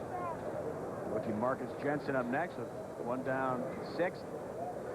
Came in with a 227 average in that first ever home run yesterday. Two-game hit streak. 3 of his 6 coming into today's action. So far, Marcus 0 for 1. Popped out down the right field line. Foul out in the second, and he walked in the third. On the outside corner. Good location on the fastball from Shane Reynolds. And count a ball, 2 strikes on the rookie. At this point of the ball game, late in the ball game, you don't want to get beat inside with a long ball. So you're going to see Reynolds and Reeder stay away most of the time from these guys. If they're going to hurt you, they're going to have to go the other way to do it. Doesn't mean they're not going to pitch inside when they get the count, 0-2 or 1-2. But we're at the point of the ball game where they're not going to get beat inside with a fastball. Tap foul. Shane Reynolds, a big season last year, 16-10, 16 wins, 35 starts, innings pitched, strikeouts, all those numbers, all 5 stats, career highs for Shane Reynolds. 204 Ks a year ago. And the innings pitch at 239, so he turned a solid effort. Terry Collins, former Astros skipper now in Anaheim. Fouled off by Jensen. Team just 82-80 and a bit disappointing. So, hence start the Larry Dierker era. Well, I had a tough September. I think they lost 17 out of 22 in one stretch in September. It took them right out of the race, and they were unable to beat the Cardinals when they needed to. And Terry Collins changed his jobs and leads. You know what that's like. It happens. And he's doing a good job in Anaheim. For the same reasons he got fired in Houston is why he got hired in Anaheim. That's working for him in Anaheim this year. Meaning he's intense and fiery. Reynolds pitch. Jensen fouls it off. Houston players have said throughout the year they really enjoyed the laid-back style of Larry Dierker, that he was a pitcher in the Astros organization in Houston for all those years, knows what it's like to be a player there, and really a contrasting style with Terry Collins. Yeah, I talked to Craig Biggio about that, and he was very complimentary. He didn't blast anybody, but he said it is a different atmosphere, and with the veteran players like himself and Bagwell in particular, they're able to do their own thing a little bit more. Hot shot right at the middle from Jensen. That's a base hit. So Marcus Jensen has his first hit of the game. A one-out single right up the middle. And Reeder's coming up here most likely to bunt in this situation. So Dusty does elect to try to get another inning out of him. He's throwing very well. Reynolds nearly came up with that shot right through the box. They've gotten just a bit of the leather on it. And now Houston gets their bullpen up again. So we're at that point of the ball game. Both pitchers have their pitch counts up. Tie game. Start getting to the 7th inning on. It's 1 out at a time. There's a slash bunt. Play by Biggio. Flips to Gutierrez for 1. So they get the forced second. As Kirk Reeder tries to create a bit. Now that play right there, if runners were at first and second and you had the wheel play on where everybody is charging, that's a good play. But right there with only a runner at first base, it's a definite bunt situation. There aren't the holes out there at second base. Second baseman's reading the play, and he doesn't break too soon. And there really wasn't a hole out there for a Reeder to do that, but he elected to do it. A lot of times it's at the hitter's option, even though you get the bunt sign. Manager or coach will tell you if the guys are charging hard, go ahead and fake Fake like you're going to bunt, bring the bat back, and you can do the slash bunt. And you actually work on that in batting practice, particularly with your pitching staff. So now 2 down in the 6th, runner at first. Bernard, Giants leadoff hitter, comes up. Tapper, Reynolds off the mound, pounces on it, and guns the first in time to Jeff Bagwell. And the Giants are done. In the 6th, they've threatened but cannot score a run. We've got more coming up from San Francisco. Tie game, top of the 7th inning, 3-3. We've got some NHL hockey to talk about.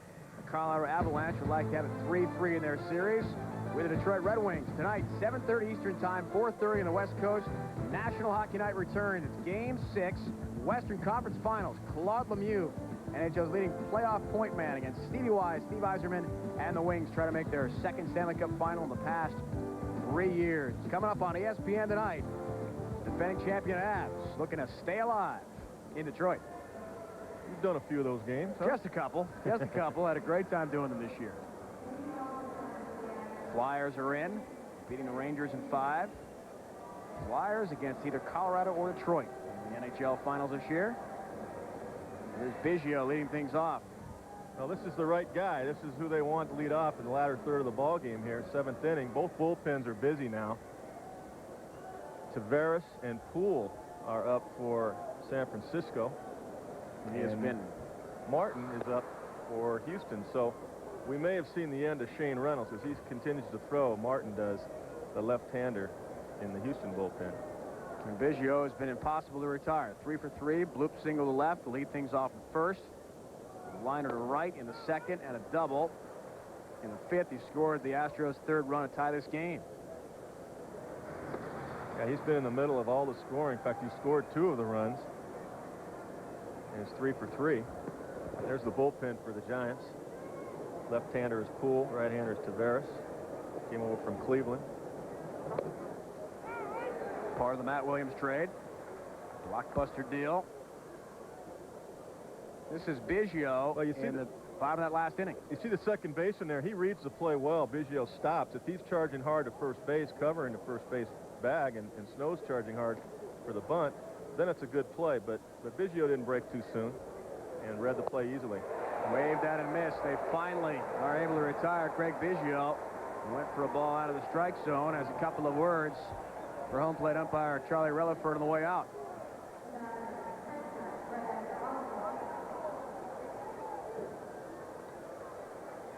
That's that backdoor breaking ball. He tries to hit the outside corner on right-handed hitters, and just out of the zone, and Biggio couldn't reach it. You know it's going to bend over that outside corner, so you don't want to take it for a 3rd strike. You try to foul it off or drive it to right, and he just couldn't reach it. Next up is Brad Ausmus, Astros catcher. So far in this game, he is 1 for 3. Line drive, base hit in the 1st to left. Scored the run. There's Reader's number so far. Really settled in nicely the last several innings after the 1st inning, and really an error in that inning hurt him defensively. Vizcaíno threw the ball away. Otherwise, it's a 3-2 lead for Kurt Reader. Ground ball tapped towards short. Vizcaíno guns across the diamond of Snow in time. That's the 2nd out and top of the 7th. Ausmus 1 for 4 in the game. Well, here's Bagwell, and just because there's nobody on doesn't mean they can't pitch around him. There's 3 bases open out there. Plenty of room. And you've got Gonzalez on deck, the left-hander again. So we touched on earlier, the 4 hitters in the Houston lineup have only driven in 17 runs all year. Gonzalez has 2 RBIs today, but those are on little tappers to the right side, little ground balls. It's not like he smoked the ball, but he got the job done. 2 runs driven in.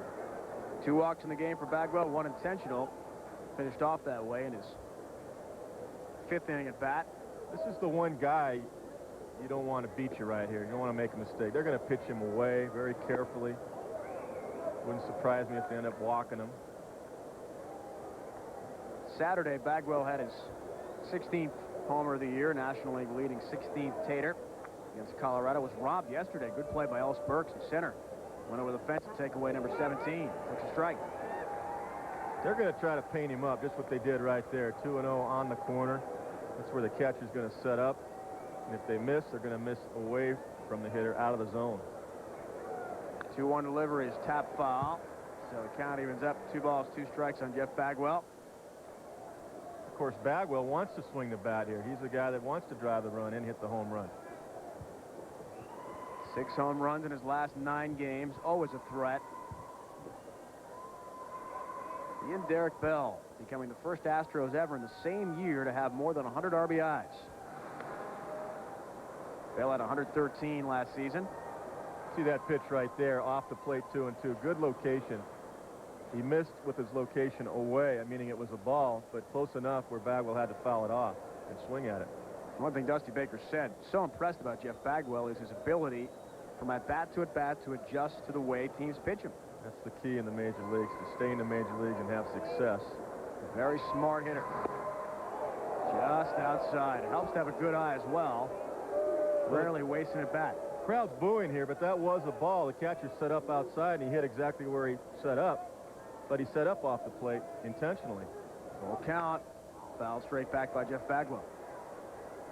That's about the best pitch Bagwell got to hit today so far. Dusty was talking to us before the game, Dusty Baker, Giant skipper, about how in the world you pitch this guy. And we first saw him just getting drafted by the Red Sox.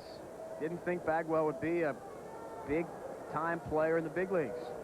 Saw a hitch in his swing, and he says the one guy he didn't peg right in all his scouting. This one down the right field line, nicely done. Good play in the corner as Bernard slides and makes the grab just inside the foul line down the right field line. We've got more coming up from San Francisco. Welcome back, everyone. 7th inning stretch time. Recon Park, Candlestick Point in San Francisco. 3-3 game, Astros Giants. Dave Ryan with Kevin Kennedy, and a new pitcher on the mound, Kevin, for Houston, left-hander. Yeah, Tom Martin, a left-hander, a little breaking ball, sinking fastball. And he's got Vizcaíno, who they turn around to hit right-handed. Of course, Barry Bonds on deck. Done a nice job for him. 16 2/3. Walks are a little high. 9 walks in 16 innings is high. Tom Martin did not allow a run in his first 12 appearances over 11 2/3 this year. 3 earned runs, though, surrendered against Philadelphia on May 7th. Vizcaíno, a little inside and tight. That's 1-0. Got a little cut to it, it looked like right there. Cut fastball. Fly ball launched to it right. Out there is Montgomery, and he makes the easy catch. And Montgomery, rookie right fielder, puts it away. Vizcaíno is retired. He makes him 1 for 4 in the game. Nice catch down the right field line by Bernard. Bagwell hit that pitch, didn't see the pitch, but it was out of the zone, 3-2, and drove it to right field. That's how close he hit to hitting the double and hitting it out. And a ball that was about 6 inches off the plate outside. Nice. Barry Bonds up next. 1 hit so far, 3 appearances, just 2 official at bats with an intentional walk in the second. So he's 1 for 2. 1 strike to count against Martin. Now, some managers in the 7th inning will play the line here, first base side, particularly with Bonds up there, but they're playing straight up in the infield, not worrying about the double right now. It's a managerial philosophy. Line drive, crisply hit right at the middle by Barry Bonds. He's got his 2nd single of the game. And the Giants have something working. 1 down in the 7th inning and a tie game. Now, that's the ball right there. That's a clean base hit to center, but a lot of clubs play their shortstop. I mentioned earlier on the right-hand side of second base. They have 3 infielders, in other words, to the right of second base, and they give them all left field and left the hole at shortstop. So the Cardinals, for example, do that against Bonds. That very same ball would have been right at the shortstop had it been Tony La Russa right there. So again, it's just a different philosophy. Manager's choice. Jeff Kent, next up for the Giants. He's 0 for 2 in the game so far. Popped out on the right field line in the first. Struck out swinging with the bases loaded against Reynolds in the second. And walked in the 5th.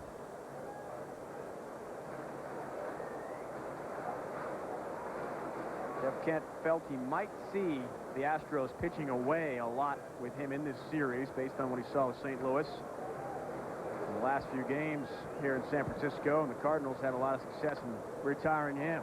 Hit right back toward Martin. Throw gets away from Gutierrez at second. Everyone is going to be safe. An error on the throw by Tom Martin. Just out of the bullpen, and a big play gives the Giants a break.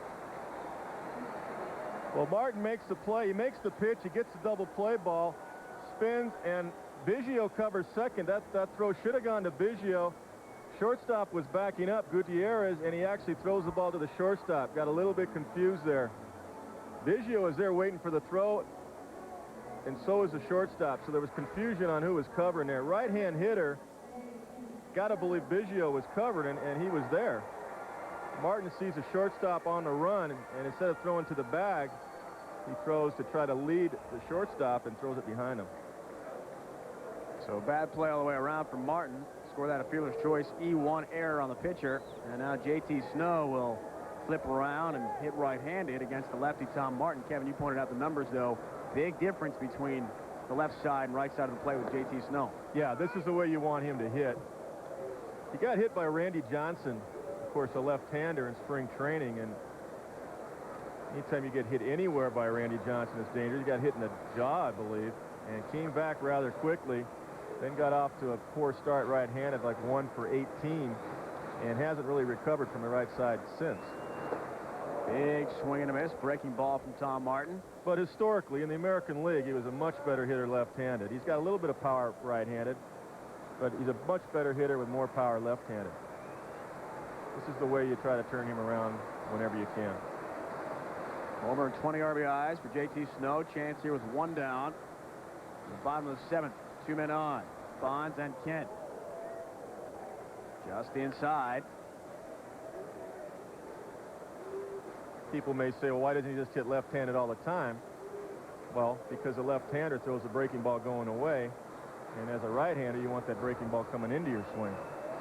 So even though he's got a poor average from the right side, he's still more of a threat. Bonds going, and it's fouled back. Runners were in motion, so Dusty Baker spinning the wheels a little bit, try to create movement on the bases.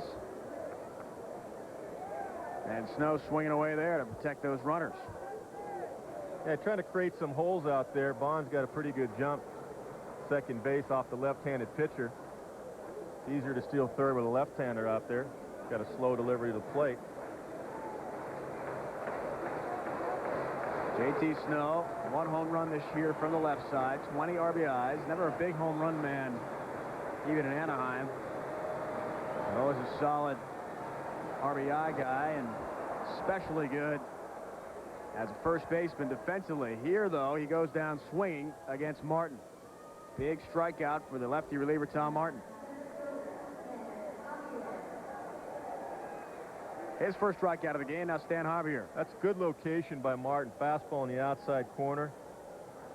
Just good pitch selection, good location. Right on the black of the plate. Javier is 25 at bats right-handed, 6 hits, so he's hitting 240 right-handed, but he's pretty even both ways normally. He's a contact hitter either way, spray the ball around. Javier not a power player either. No home runs, a couple RBIs heading in. A chance here for plate Barry Bonds just with about anything. Bonds great speed at second base. I've seen Javier right-handed dunk a lot of balls right into right field, right over that first baseman's head. And of course, they play him pretty much straight up. The right fielder actually is over a little bit to his right. Center fielder straight up and left. 1 for 3 so far. Grounded into a double play in his last at bat. Ground ball hit toward Biggio. Scoops it up. Flips to Gutierrez. Easy force out. Score that 4-6. And the Giants are done in the 7th. They threaten but cannot score on reliever Tom Martin. More coming up here on ESPN. Luis Gonzalez, Sean Berry, Ray Montgomery will try to break through against the Giants pitching staff, and a new man on the mound for San Francisco, replacing starter Kirk Reeder, who was solid in this game today for Dusty Baker. Doug Henry out there. Reeder did a nice job. Henry pitched 1 inning yesterday. He's got an excellent fastball coming over from the Milwaukee organization. Good hard overhand breaking ball. And you see the strikeout numbers, 25 strikeouts. Strikeout an inning. He's a power guy for the most part. Kurt Reeder, 131 pitches. 79 strikes. Did a nice job. Early in the ball game, his first couple of innings, had 25 pitches in the first, 22 in the second, and that got his pitch count up and enough for Dusty made the move right here. Last time Dusty let him go 134 pitches, his next 2 starts, he was knocked out early. So Reeder's done. Reading the history on Kirk Reeder, and maybe a good idea with a Reeder meter there. Well, you learn. I mean, that's why you keep track of pitches. We've mentioned it a lot today, but that's why you keep track of it. You kind of find a guideline where certain pitchers get to their top of their pitch count, you know it's time to make a move. Most of the time, the hitters will let you know when to make a change, but when a guy's going that long, you got to think about the next start, too, not just this one. Gonzalez reaches out and lines that one cleanly in right field for a base hit. So Gonzalez leads things off top of the 8th with a safety to right, and he is on with a potential go-ahead run. You know, when I say you think about the next start, I mean, it's a long season in the major leagues, 162-game season. So even though he's pitched well, I'm sure he could throw 150, 160 pitches. You think about every 5 days he's got to come back, and last time they stretched him out, he didn't come back well. So that's why Dusty made the move now. Gonzalez at first, lead things off in the 8th inning. Sean Berry up. So far is 0 for 3. Flew out to center field in the 5th, grounded to the 3rd in the 3rd, and struck out swinging on a curveball from Kirk Reeder in the 1st. And Sean Berry, that's a called strike by the first base umpire, said he went around. He looks like he's sore. He looks like his arm is sore. Watch his swing. He's kind of pushing his hands through the zone. It's not real fluid right now. He'll probably hit one out now that I said that, but it's true, and he said it's sore. I mean, he admitted that before the game, but he's playing through it, and he's kind of in his spring training still. Played in 132 games last year and had 17 homers to go along with the 95 ribbies we talked of. Because when he's right, he's a very good hitter.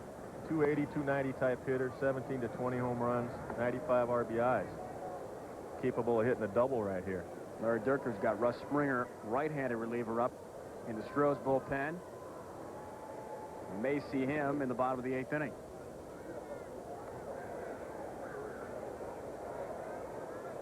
Well, this is a situation where Dusty's going to try to get somebody in a scoring position. Larry Dierker, if he can, and Dusty's aware of that. So they're throwing over there to first base. Not that Gonzalez is a burner, but we're in a tie game in the 8th. Gonzalez bluffs but does not go at first. They're able to hold up his swing, and it's 1-1. And what Larry Dierker wants to do is try to get the count in his favor. Maybe a 2-1, 3-1 count where he can put somebody in motion. Sean Berry has had to overcome not only the shoulder problem and rehab of surgery from last year, but the flu, elbow, and groin troubles this year as well. It's been a tough ride for him. And the average has suffered down to 187. Sean's capable of hitting that hole on the right side. There's a big hole between the first baseman holding him on, pulling Gonzalez on, and the second baseman who's playing double play depth. And Sean's capable of hitting that ball the other way. 1-1 the count here, no one out. Top of the 8th inning, Gonzalez, after the leadoff single on Henry, is chased back to first. Well, that time Gonzalez had a one-way lead, meaning he was not going anywhere. As soon as Henry made a move, Gonzalez was getting back to the bag. The time before, a little hesitation there. Something might have been on. And that's why Dusty Baker threw back over there again with his pitcher. 1-1 the count now on Berry. Big swing and a miss. Sean looking toward right field. He knows that hole's right there, and he gave it a shot over there. Wasn't able to catch up with it. Larry Dierker has been very patient with Sean Berry and knows it's going to take a while with all the injury problems he's had to come around. And as you said, this is really just his spring training time. Well, that's one thing being a new manager.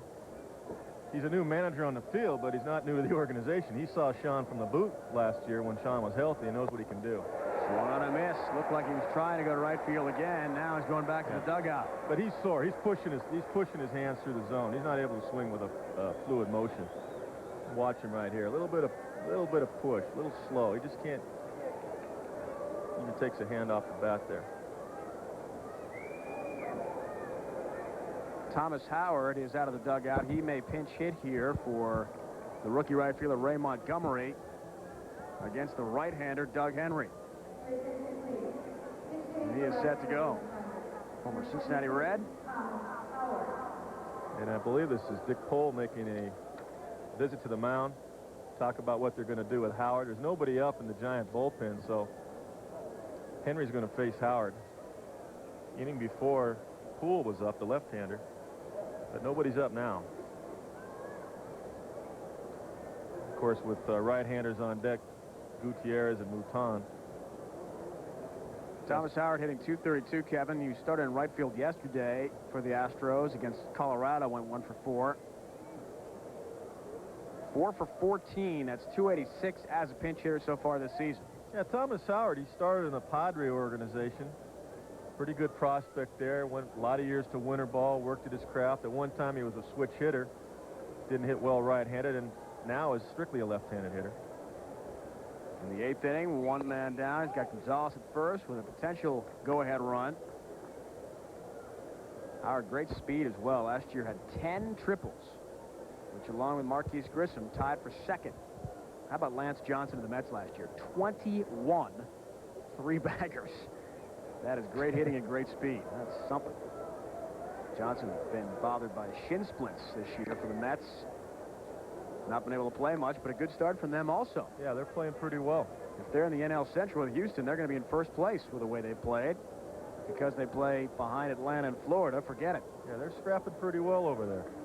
Montreal, too, in the NL East. Jones talented division. 8 wins, I believe. Yep, sure does. High and away from Doug Henry in the count 2-0. Well, now we're in a hitter's count right here. 2-0 is not a real good hit and run count. It's a good power count where the hitter can try to hit a double hitter, but Howard is not a power hitter, so Henry wants to throw a strike here, so Dirk wouldn't be surprised if a man's in motion here.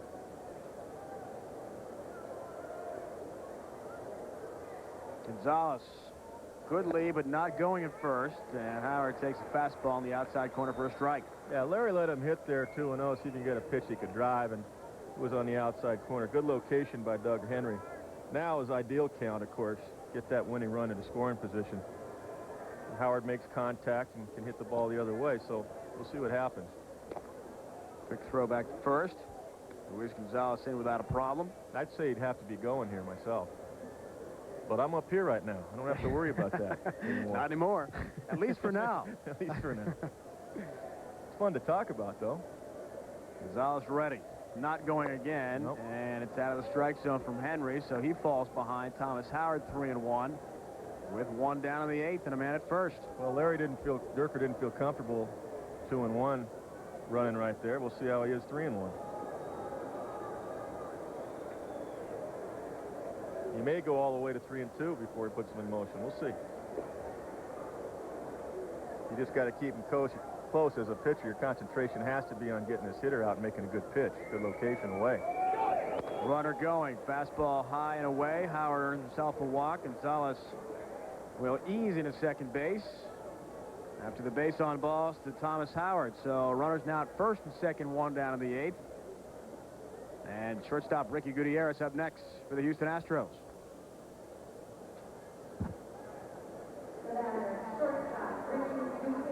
And on the bench for Houston from the left side, Spires is still there. He's done a pretty good job for him. A longtime veteran infielder, Bill Spires, hitting over .330 and was their shortstop yesterday in Denver. Series finale against the Rockies. And I mention that because there's nobody up in the Giant bullpen, so as a manager you start thinking if he doesn't have the lefty up, I might slip Spires in there after Mouton and be too late for Poole to get ready. Now he's getting ready, I think. Yeah, Dusty's aware of that. Now he's getting pulled back up. So he was up before. He's probably pretty close to being loose. Only take him 8 or 10 pitches to be ready. He's already made one trip to the mound, so the next trip brings Henry out of there. Henry in a tight spot here. Runners at first and second. Gonzalez a good lead. Same goes for Howard. And Gutierrez takes a strike in the inside corner, 1-1. So now as a manager, you see Poole down there. You got to decide on deck behind Mouton what pinch hitter you're going to send up there. And that's Rich Rodriguez. I said pull, but that's Rich Rodriguez up bullpen. A little bit far away up here. I need my binoculars. Got to get used to perspective. Get used to the deliveries. Snow behind Howard at first, not holding him on. Line drive up the middle. And nice play made in center by Stan Javier, able to make a lunging stab at it. And throw back to second. They've got 2 men on the base. The Astros runners thought it was short hop by Stan Javier. They're going to get a force out or tag out here and a double play to end the inning. Controversy in San Francisco. Astros don't like it. Giants will take it. More coming up.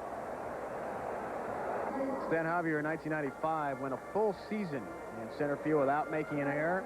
You saw a great play a moment ago.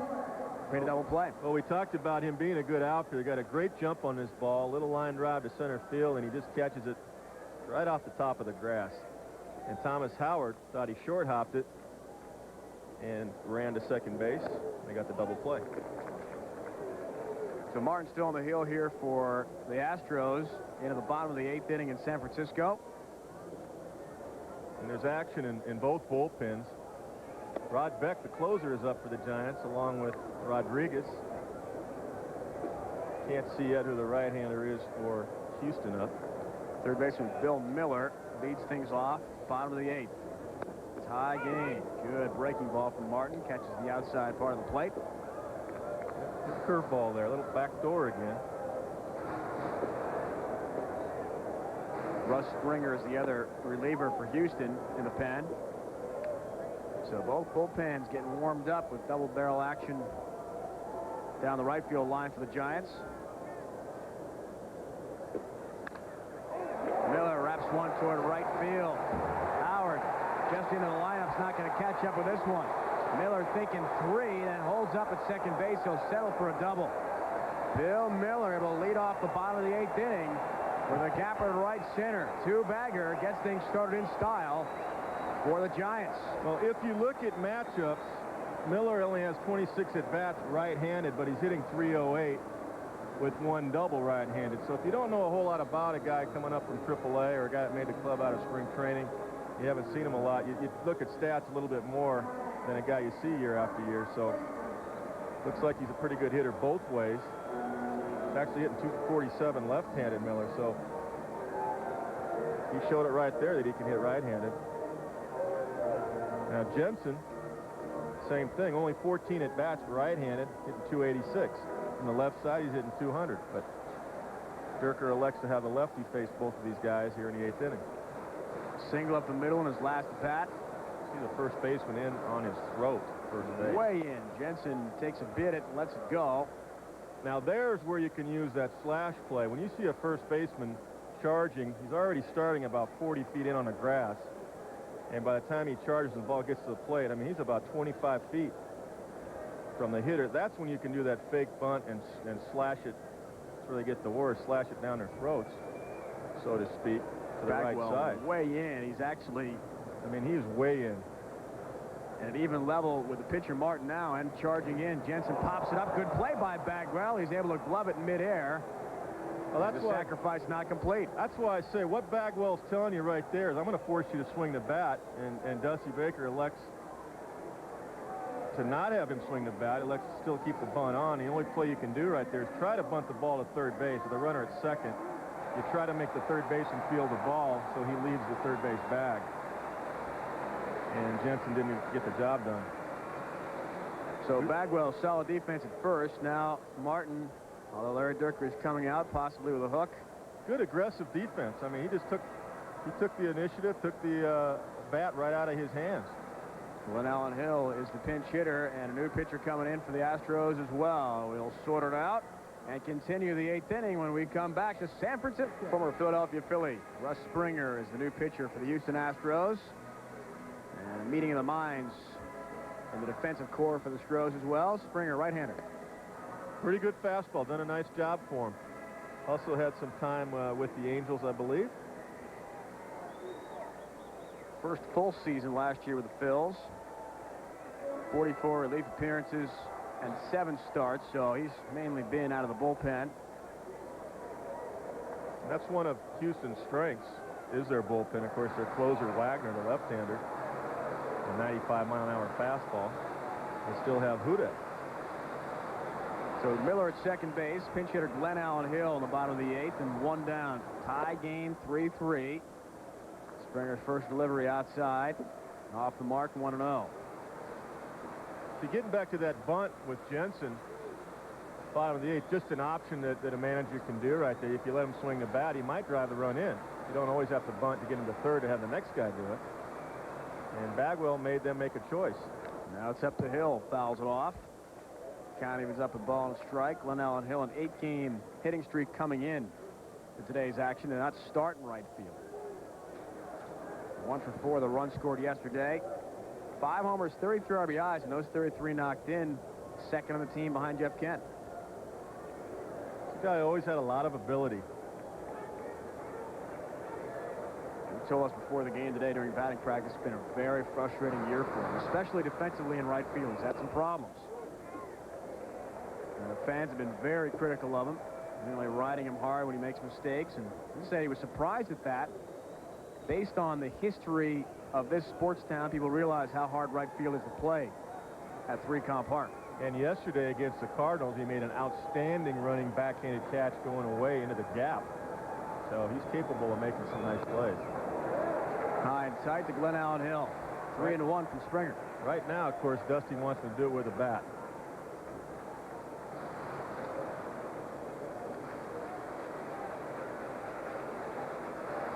Larry Dierker hoping he pulled the right strings. And the pitchers he's brought in this game. Springer head-to-head Glenn Allen Hill, the runner at second base. Hitters count for Hill, 3-1.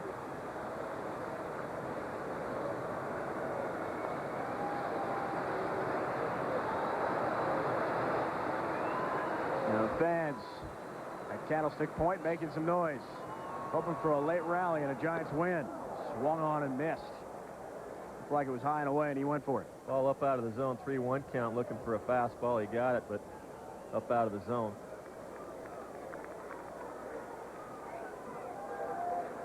See if Springer tries to go up even higher.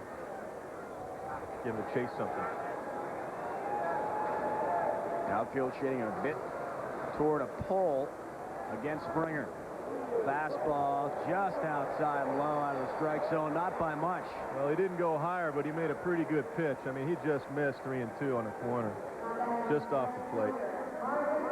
So Hill is on with a walk with 1 down in the 8th. Marvin Menard, top of the Giants order now. Watch this pitch. Good setup by the catcher, outside corner. Sometimes you get the call, sometimes you don't. He didn't get it there. There's a little argument going on between Osmus and home plate umpire Charlie Relaford. Disagreement. More like a disagreement. That's the ones you had, right, with us umpires out there? Yeah, I mean, that's the call you want right there. I mean, different view. The guy made the pitch, and he didn't get the call. Umpire has a better view, but the catcher's pretty darn close, too. I'd say. Bernard 0 for 4 so far. Flew out to center in the first, fielder's choice, and an RBI in the second. Struck out swinging against Reynolds in the fourth and grounded out to the pitcher in the sixth. Now Larry Dierker gets the bullpen up again. We got a lefty. I think that's the young left-hander by the name of Beltran. Oh, is that Wagner? Sure is. Their ace, Billy Wagner. Right, The lefty is up. He's going to his closer. Great story Billy Wagner's become in Houston. He's nearly untouchable. Much has Rod Beck, the ace reliever of the Giants. Each could see action before we're done today in San Francisco. Bernard takes a strike right down the heart of the plate. Dierker's not fooling around getting Wagner up here in the 8th because the game's on the line right here. So he's not going to go to the youngster here. They do have a lefty, Beltran, still in the bullpen, but he's a youngster, so he's going to try to stop the game right here. So sometimes you do use your closer in non-save situations. Tapped off the mask of Brad Osmus. Out of play. Count remains a ball and 2 strikes. And the reason, of course, is he may not get to the 9th inning. This is the game right here.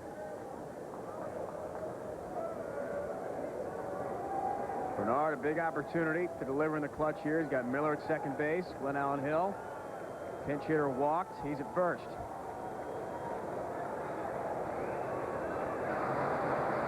1-2 pitch from Russ Springer. Goes to the breaking ball and throws him. Great pitch from Springer at just the right time. And Bernard was absolutely fooled. He's caught looking for the second out. Well, you said the right word. That froze him. Good breaking ball. Dropped it on the outer part of the plate. Catcher sitting outside. And he nailed the spot. Outstanding pitch. That time he got the call.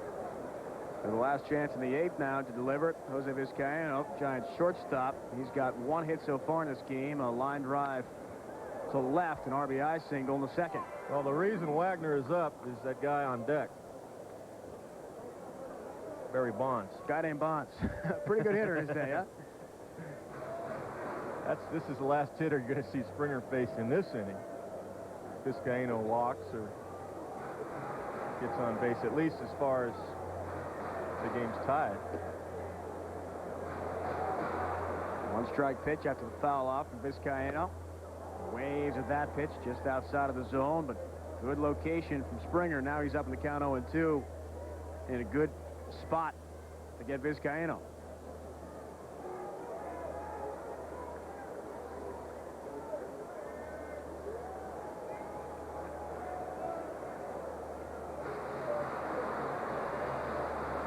Vizcaino, big opportunity. Runners at first and second, 2 down. Foul off down the left field line, out of play. He was late on the swing, trying to just meet it and serve it up in the left field as he did with that base hit in the 2nd inning. Another pretty good 2-strike pitch. A little bit up, but still got the outside corner.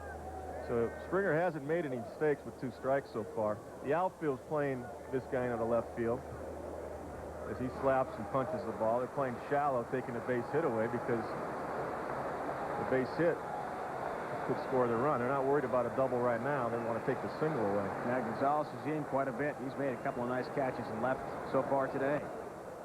Line outside. Vizcaino able to hold up. And the count now to ball 2 strikes with 2 down in the 8th. Now this is where a lot of guys say don't throw the breaking ball because you're pitching against the defense. You got the defense shifted over to left field. If you hang a breaking ball, Vizcaino can pull it to the right field side. So they may stay hard right here. We'll see. There's the breaking ball, but away. He missed away. Line outside, now 2-2. If you're thinking any kind of long ball with Vizcaino, 11 career home runs, all have come from the left side. Yeah, he threw a curveball there, but definitely didn't want to make a mistake over the plate. He missed outside just to show it to him. So this is better side of the 2. Vizcaino ready. That's high and tight. And all of a sudden now, he's up in the count 0-2. It's 3-2 to Jose Vizcaino. With 2 men on and 2 down in the bottom of the 8th inning. Well, 2-2 with a contact hitter like Vizcaino. I thought he might go fastball there, go with his best pitch. And now we'll see what he has to do. 3-2. Most likely a fastball. We'll see. Payoff pitch. Runners in motion. Popped up down the left field line. Barry giving a look right toward the stands, reaching in. Can't make the catch. Good effort from Sean Barry. Ran into the tarp. Just rolled up just outside those seats down the third base line near the Astros bullpen. Strategically planned right there. Took Sean out of the play. If the tarp's not there, you might be able to reach in and get that ball away from the fan. Relatively close to fan interference, but now if that Sean had no play. If that ball had been in fair territory and the fan reaches over the stands there, the umpire can call him out for fan interference. Happened yesterday to Mark Grace of the Cubs, in fact. Slap foul and down the left field line again one more time out of play. If that ball right there, that fan reached over the fence there and made the play. Now if Gonzalez is camped under it and the fan does that, the umpire will call him out. Rules of the game. Do it all over again. Payoff pitch one more time. 3-2, 2 down. Game on the line. Of course, unless it's a playoff game at Yankee Stadium, right? Oh, boy. We'll get the Orioles fan stoner on that one. Full count, runners in motion. Foul straight back. Springer's going with his strength, the fastball. He's challenging Vizcaino. Vizcaino's up for the challenge right now, fouling a few balls off now. Was on that one. The first two he got beat on. That one we had better swing at. And there's Bonds, of course, kneeling on deck. Just waiting, as Springer does not want to face him now, or ever for that matter, but certainly not in this situation with runners on base. 3-2 pitch, runners go. Ground ball toward first. Bagwell, the easy play, will do it himself. And the Giants are done in the 8th. They threaten but cannot cash in. So 8 complete. A Candlestick Point. More coming up on ESPN. Still tied up on a Memorial Day special presentation of Major League Baseball here on ESPN. 3-3. Heading to the top of the 9th inning. Dave Bryant with Kevin Kennedy. And once again, a new pitcher to talk about on the hill for San Francisco, left-hander. Rich Rodriguez, been around a while, been with several organizations, seems to have landed a home here now. Works both sides of the plate with his fastball, pretty good breaking ball. Had outstanding numbers this year so far. 1.09 ERA. We saw him leading things off in the top of the 9th inning. It's been a bit of a surprise. He and Doug Henry, who are, for the most part, cast-offs from prior organizations, have really done well in setting up Rod Beck this year. You can never have enough pitching. I mean, that's why these guys keep finding jobs, especially left-handers. Rich Rodriguez, in case you're wondering, against left-handed hitters, 250, 10 for 40 left-hand hitters off of Rich, versus right-hand hitters, 182, 8 for 44. Against the percentages. Mouton takes a strike. Well, he gets that little fastball tailing away and gets those guys to roll over those right-handers. Said he works both sides of the plate pretty well. He's now worked 26 of the team's first 48 games, so a lot of action from Rodriguez. There's that tip. There's that pitch down and away to right-handers that he likes to stay with. And he saw some action yesterday as well. Tavares is getting warmed up in the Giants' pen. He also pitched yesterday, 1 inning, late in the 9th against St. Louis. For Rodriguez, an inning and a third. No runs on 1 hit, 1 walk, and a K against the Redbirds. Off the outside corner. Mouton is down. Well, that's the same pitch that Springer would have liked to have gotten on Glen Allen Hill. Rodriguez makes that pitch and gets the call. So these guys are really working the corners. Catcher sets up nicely, and he paints it. It's a little bit off the plate. But we're up here.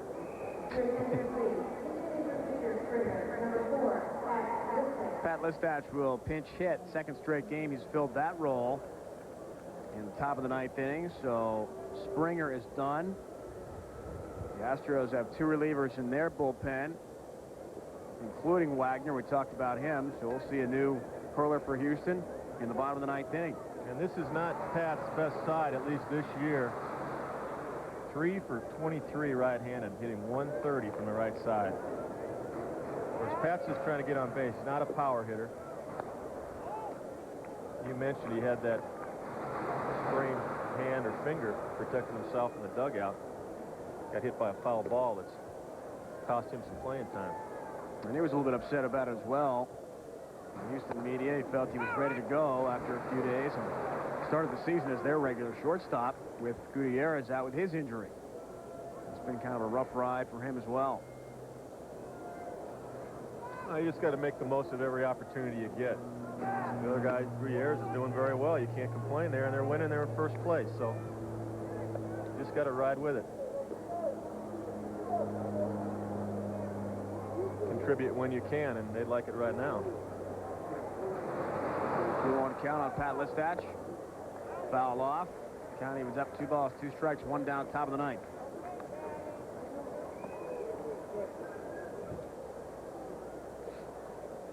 Biggio on deck. Craig Biggio in this game, 3 for 4, 2 singles, a double, that in the 5th inning, and 2 runs scored. 2 of the Astros' 3 tallies so far in the game.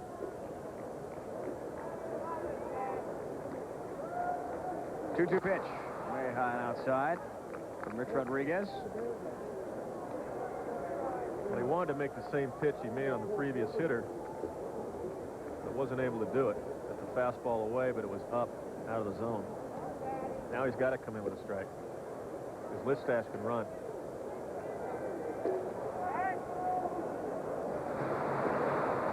Marcus Jensen's going to come out and speak with Rodriguez, make sure they're not getting crossed up on signals. Now here's where he can't be quite as fine, especially on a guy that's not a power hitter, so catcher has to sit up a little bit more down the middle. Don't have the luxury with a full count of sitting on the outside corner or off the outside corner, because you definitely don't want to walk here. So he's going to have to kind of challenge Listash here. And that's what they talk about when the catcher goes out there. Rodriguez just behind Taveras in terms of total appearances.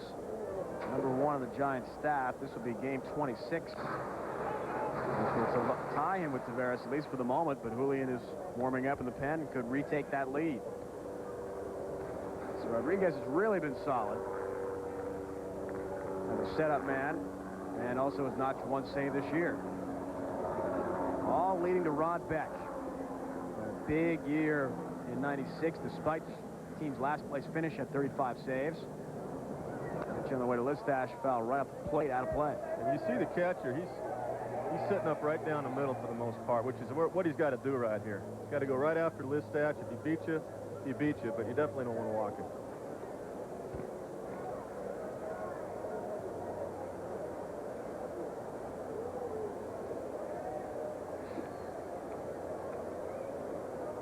Payoff pitch once more to Pat Listash. Former Milwaukee Brewer and briefly a Yankee last year in that trade involving Gerald Williams. See what happens now. Listash is on to it, obviously. He knows he's going to get challenged. 3 fastballs in a row. He's starting to catch up with it. Start seeing 3 and 4 fastballs and 3-2 counts. You start getting that head out there, kind of cheating a little bit. And you turn this guy into a gap hitter. Long at bat for Listash. Sky toward left. Bonds backpedaling just in front of the warning track.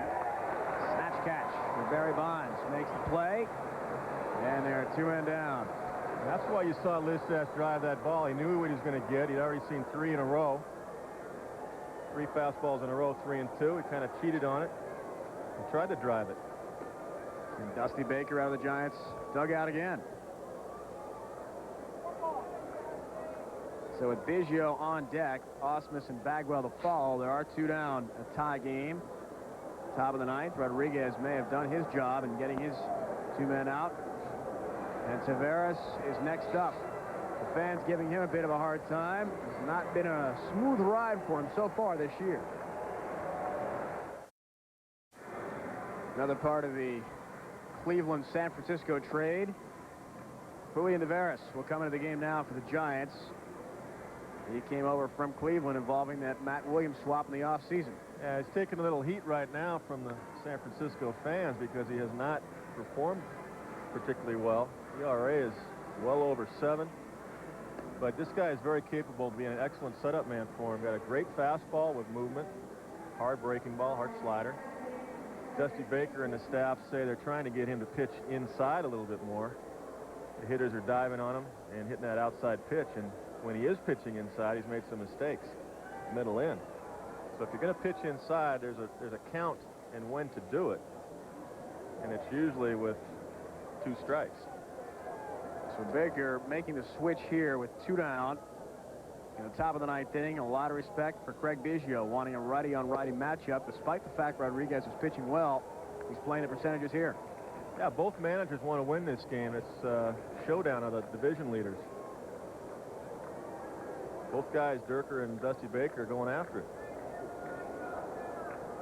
3 hits so far in the game for Biggio. High and outside, and already it's 2-0. See Taveras, he's trying to hit that outside corner. He's kind of pulling his upper half away from the plate instead of driving it toward the plate. Got to lead with his hips, get his upper half going toward the plate. Ripped into left field, that'll be a base hit. So for the 4th time in this game, Biggio's on via safety. He's got 3 singles and a double now. 4 for 5, and now Ausmus, the next hitter against Taveras, with 2 down. And that's Jim Poole up in the bullpen, the left-hander. Also had some good years with Cleveland. This is a 2-0 fastball. It's just pretty much down the middle. Biggio's right on it. Got that big kick. Of course, now you got a base stealing threat, too, with Biggio. 3 for 5. Actually make that 5 for 8 so far this year. Osmus, ground ball toward Vizcaino on the run. Throws across the diamond in time to get Brad Osmus. Big play by Jose Vizcaino. Bonds and the Giants will try to win this thing in the home ninth when we come back.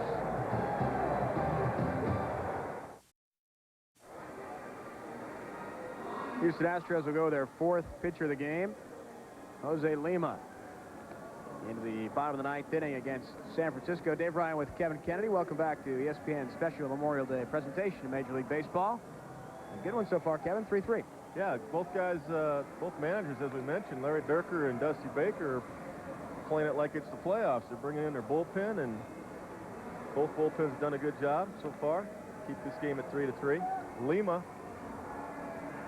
coming in relief here. He's got a 85 to 90 mile an hour fastball at times. Improved mechanics, they say, have increased his velocity, where now he's pushing toward 90 most of the time. But when I've seen him before, he's about 85 to 86, 87. Came to Houston as part of that 9-player trade with Detroit in December of last year.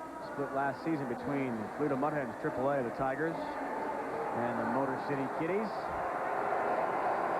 And he's got to face one of baseball's best to lead it off in the 9th, Barry Bonds. Yeah, Lima's going to try to keep the ball away. Now, they don't play a shift on Bonds still. They play him straight up. And he kept that one way away. Unhittable to Barry Bonds. So far, Barry's got 2 hits. A couple singles. 2 for 3. Fly ball hit deep to right. You can forget it. That ball is gone, and this game is over. That was a hanging cut fastball that he got underneath and didn't have anything on it. In the bottom of the 9th inning, Bonds hits his 8th homer of the season. A winner at Tavares and Dusty Baker. Giants take it 4-3.